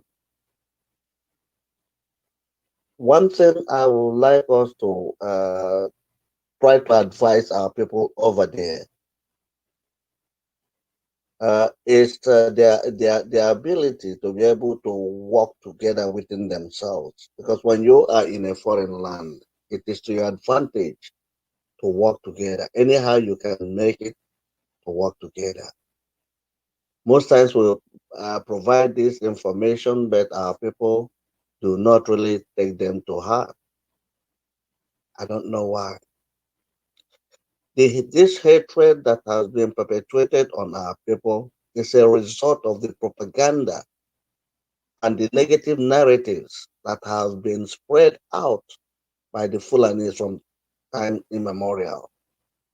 If you don't know, once you are from Biafra, from the Fulanis to the British and all most other countries outside, have so painted or so bad that it requires real articulation, real thought to be able to diffuse this negative information.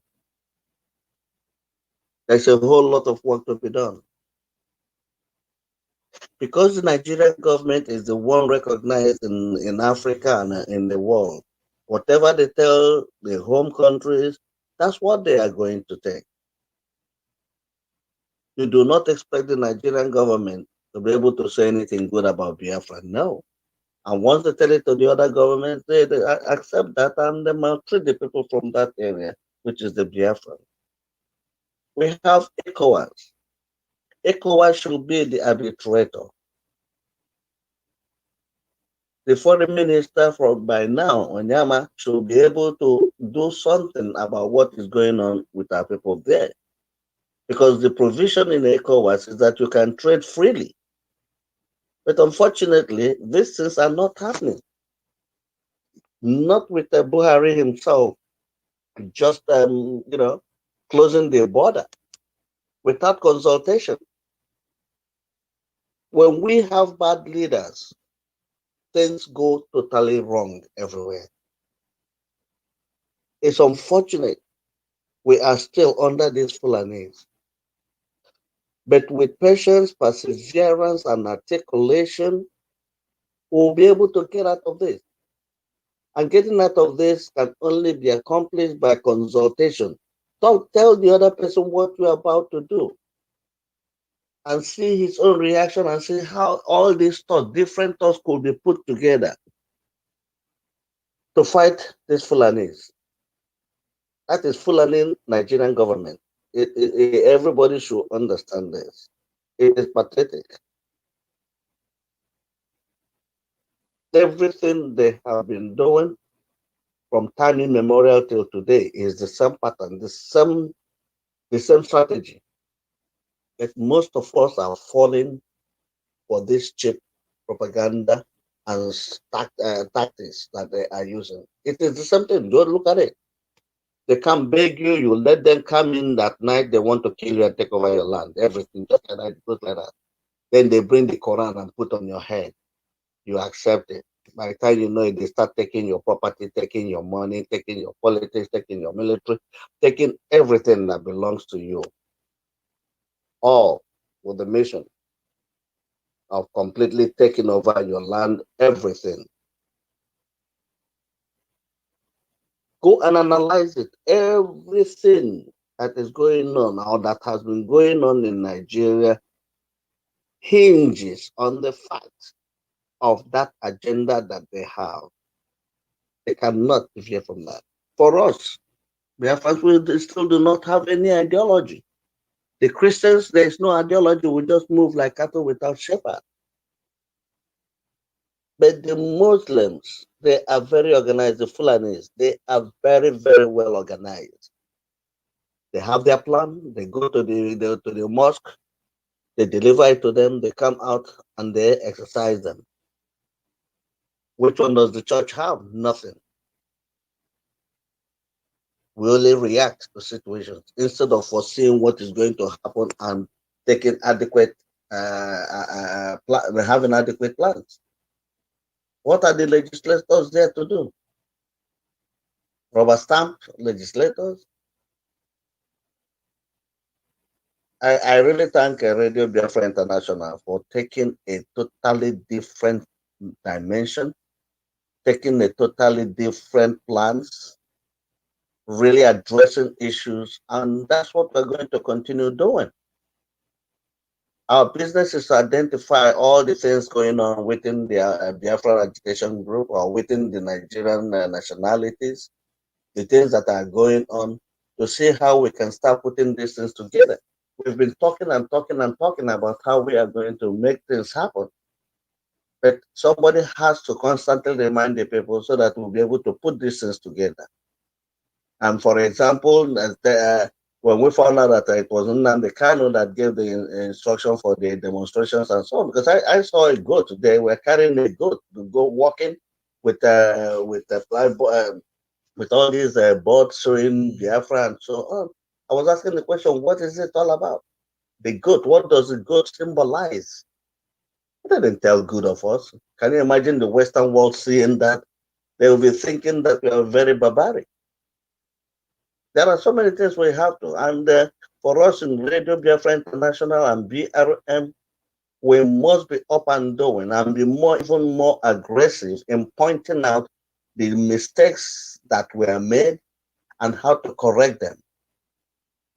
And advocating for people, for different agitating groups to come together to address what is going on. We cannot allow our children to be killed the way they are being killed. Or the ones trading outside the world like Ghana, they are killing them because they are Biafrans. We cannot allow that. If we have a concentrated governmental representation somehow, this will not be happening. We understand there are so many, let me not use the word saboteurs, people who do not agree with the current system that we are using. They fill their polls and let us see how we can bring this and integrate them together. Please, that's what we're asking for us to do, to be able to overcome what we are going through now. It is not right that we have to do something about them. The Southern Kaduna issue can please do something.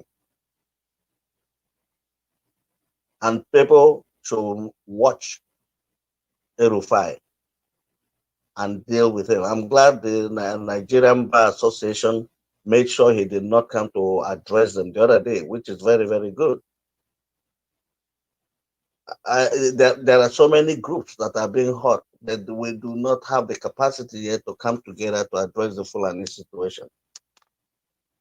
We are hoping that Radio Biafra International will be able to start doing something more aggressive. We have the power of disseminating information. Let us use them to the benefit of everybody. Thank you and God bless everybody. Members of the panel for today, thank you for your contributions. As usual, Maza and Emina, we thank you. And the listening audience, please continue listening and sharing the information you get on Radio Biafra International so that we can make progress and educate and inform our people. Thanks and God bless. Okando. Thank you and God bless you, Mazi Okando.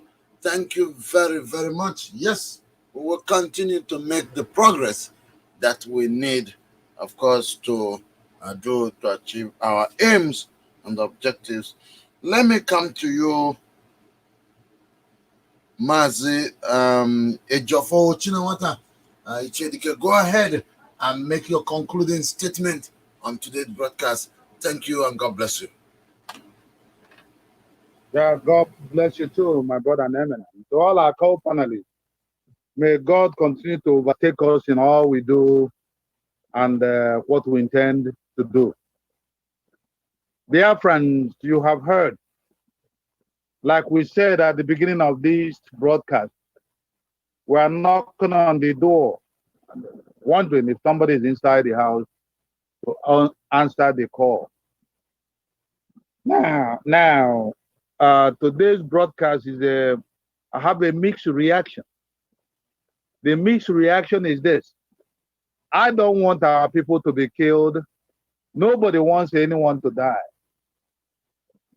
However, I don't want our people to be intimidated to a point where they are afraid even to speak, or are afraid even to meet, or are afraid even to actually felicitate with one another. That is defeatism. That is not going to do anything good for us in the future. We must resist this evil. We must meet. We must converge however we can, wherever we can. We must plot our plans and make plans on how we are going to be able to tackle the enemy. What they want all of us to do is to go home and eat pepper soup day in, day out. Stay in our home. Don't come outside. Because when you see 2 or 3 Biafrans, Nigerians feel threatened. Having said that, I want us to be able to do that with caution and do that with mindfulness of whom we're dealing with. There are people that want us dead, that doesn't want to hear anything from us. Now, the Christian Association of Nigeria, I believe that it is not right to maybe chastise, church authorities. The Bible told me, and in the schools that I attended, they say, pray for them that don't know, that God Almighty might descend and send His Holy Spirit to teach them what they lack in knowledge. So I say that to say this: Buhari appointed a Christian man from Nasarawa State to head the national population control in Nigeria. And what is happening now? Hausa people, Hausa Fulani has vowed that no Christian will lead in Nigeria. So they are trying to substitute him with a Muslim from Kano State. Rufai Ahmad Danshi, that short man that's supposed to be hailing from Congo, from the pygmies of maybe Central African Republic that came to Nigeria, arrested a bishop and have him prosecuted because what is the sin of this man? This man said Rufai will never be president of Nigeria for burning up churches. And he had to be arraigned in court. So I say this to say this. Nigerians and Biafrans, you have to be aware of what is happening to you. You have to be aware. If you are complacent, thinking that, yes, the other people are thinking the way you are thinking, the appeasement is going to be the order of the day. If you give them what they want, maybe they will leave you alone. You are sadly mistaken. Because, like I said before, and I'm going to say it again, that's what it is. It is a bad thing. As your Belbonia, Babunonia, Onabambuapuneanazo, Abiabugo, the Biafrans, Fulani has came and they have come to take your life, and they have come to take your land, and they have come to take your women, and take your oil, and take everything you got. So if you are still sitting out and trying to negotiate and trying to call on international community to tell them the world, the whole world, come and hear, come and see, it's not going to happen. The good news is that you realize now that there's danger, there's fire on the mountain. And when there is fire on the mountain, what do? You run. That is why we must run away from Nigeria. That is why we must see complete decoupling of that contraction called Nigeria. Nigeria must break up. Fulani must pack and go. That's the alternative. Because I'm sure that there's no Biafran who will resist being an ally or even a brother to an Hausa man or even to a Yoruba man or even to anybody in the Middle Belt. Our problem is Fulani. And if we don't checkmate Fulani today, Fulani will continue until you see Obagu and you ask Obagu, how you doing? Or then he will start preaching to you what Muhammad, how wonderful Muhammad is. Thank you again, my brother Neman, for having me. May God continue to bless Biafrans, and may God continue to lead us and give us the fortitude to push forward. Thank you again, my brother. Yes, this is not what God did. All we want is Biafra people. All we want is Biafra. All we want is freedom. All we want is Biafra. All we want is freedom. Oh Lord, my God. Oh Lord, my God. We need our freedom. We need justice to reign. We need our freedom. We need justice to reign. Killing and fighting everywhere. We need justice to reign. Justice everywhere. Brothers do not know his brothers anymore. Let us keep our hands together as one. Peace to reign. Oh Lord, my God. All we want is Biafra. All we want is freedom. All we want is Biafra. Let them make on the beat. I am here calling you, oh Lord, praying to you, singing to you, oh Yahushua, because they made us slaves in our own land. I can remember once upon a time in the Bible where the Israelites used songs and praises to play down the wall of Jericho. This is the kind of miracle we need for our freedom. We know you can answer us as you answer Israelite the days of their slavery in Egypt. They might shoot us, they might kill us, bloodshed everywhere. Give us Biafra, give us freedom. Oh Lord, Yahushua, I I call upon you.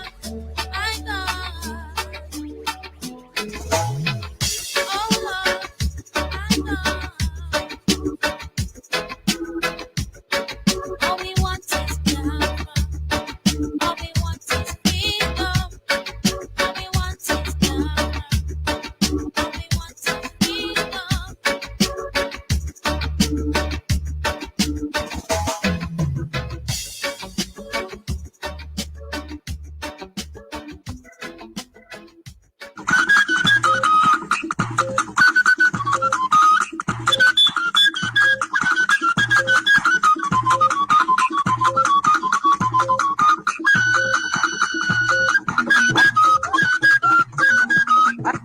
Oh, what DJ Adamasa 2020. I take a piano Bakola Kungwen on the Lofuma before you became with you. This of one stay safe, wherever the coronavirus money from Mato. If someone is here about holiday now, what can see that agent? I want to know before you became with you.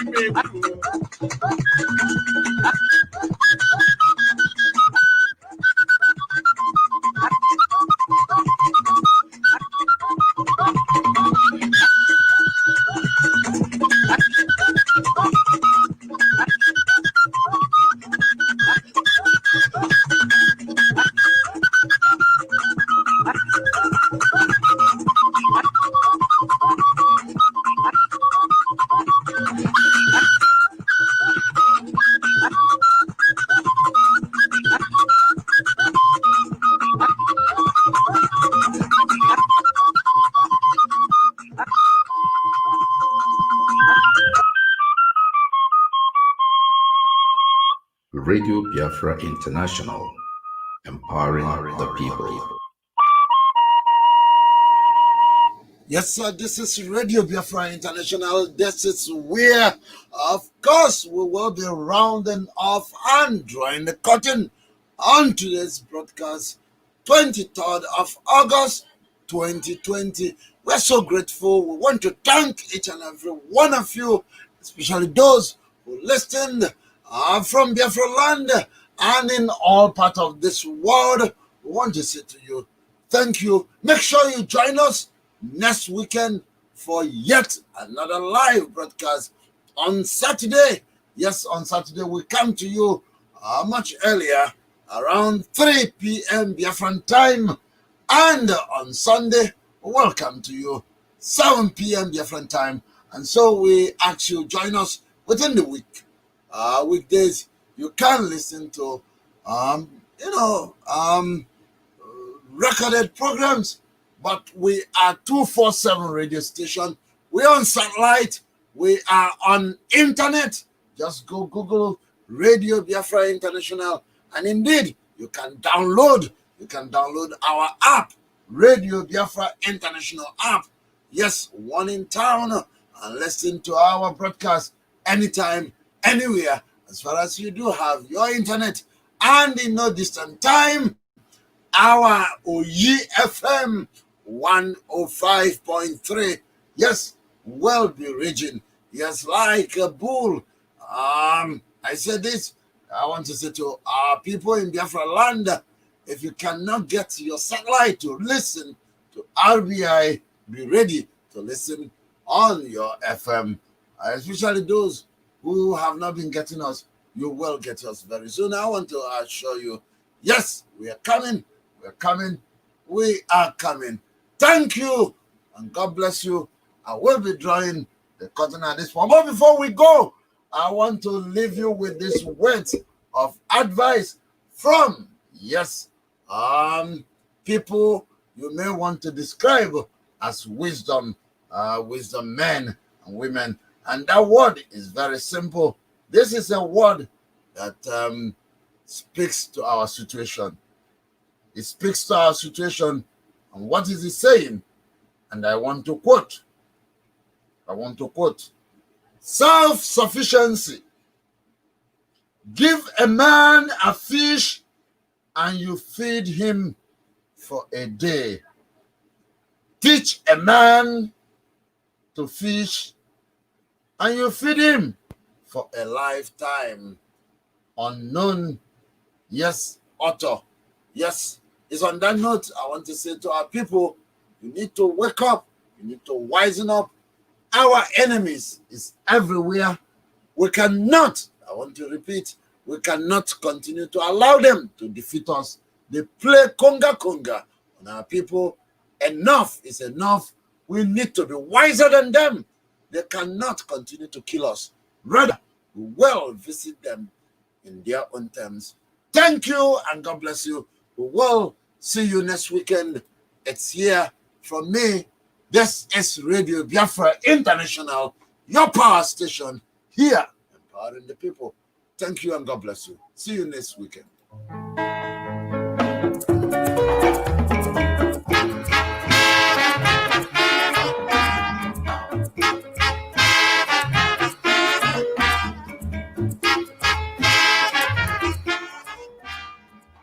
Radio Biafra is proud to launch its new mobile app. This app makes it easier for listeners to access live and repeat broadcasts at any given time. The app is available on Android and Apple stores and is free to install, so just search for Radio Biafra into all one word to get the app on your device. Radio Biafra International broadcasts are always anchored on well-researched information and not based on personalities, frivolities, and foul languages. The main objective of Radio Biafra International is to empower Biafrans and give them knowledge through professionally delivered information, education, and enlightenment towards the ultimate goal of restoration of the nation of Biafra. So don't forget, Radio Biafra into all one word. And join us during our podcasts, and you'll be glad you did.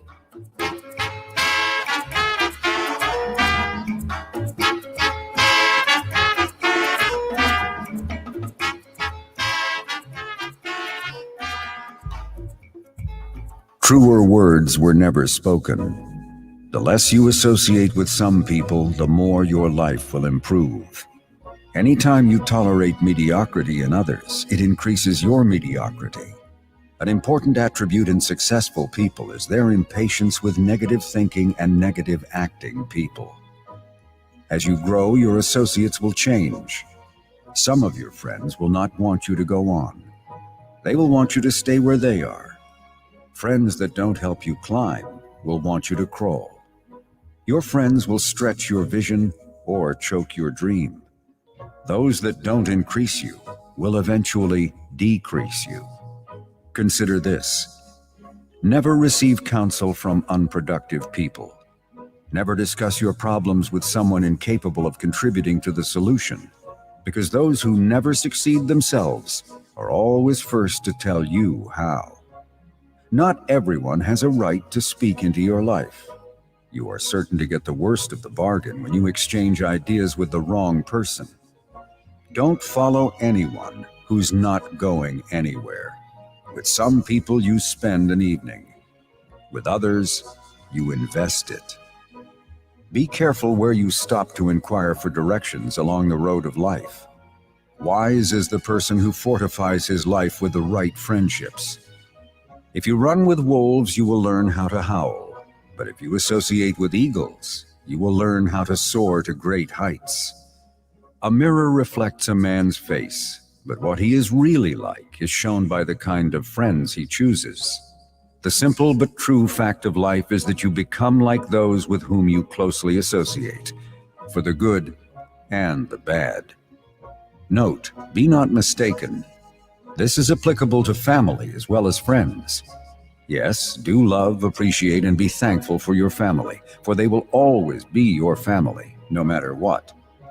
Just know that they are human first, and though they are family to you, they may be a friend to someone else and will fit somewhere in the criteria above. In prosperity, our friends know us. In adversity, we know our friends. Never make someone a priority when you are only an option for them. If you are going to achieve excellence in big things, you develop the habit in little matters. Excellence is not an exception, it is a prevailing attitude.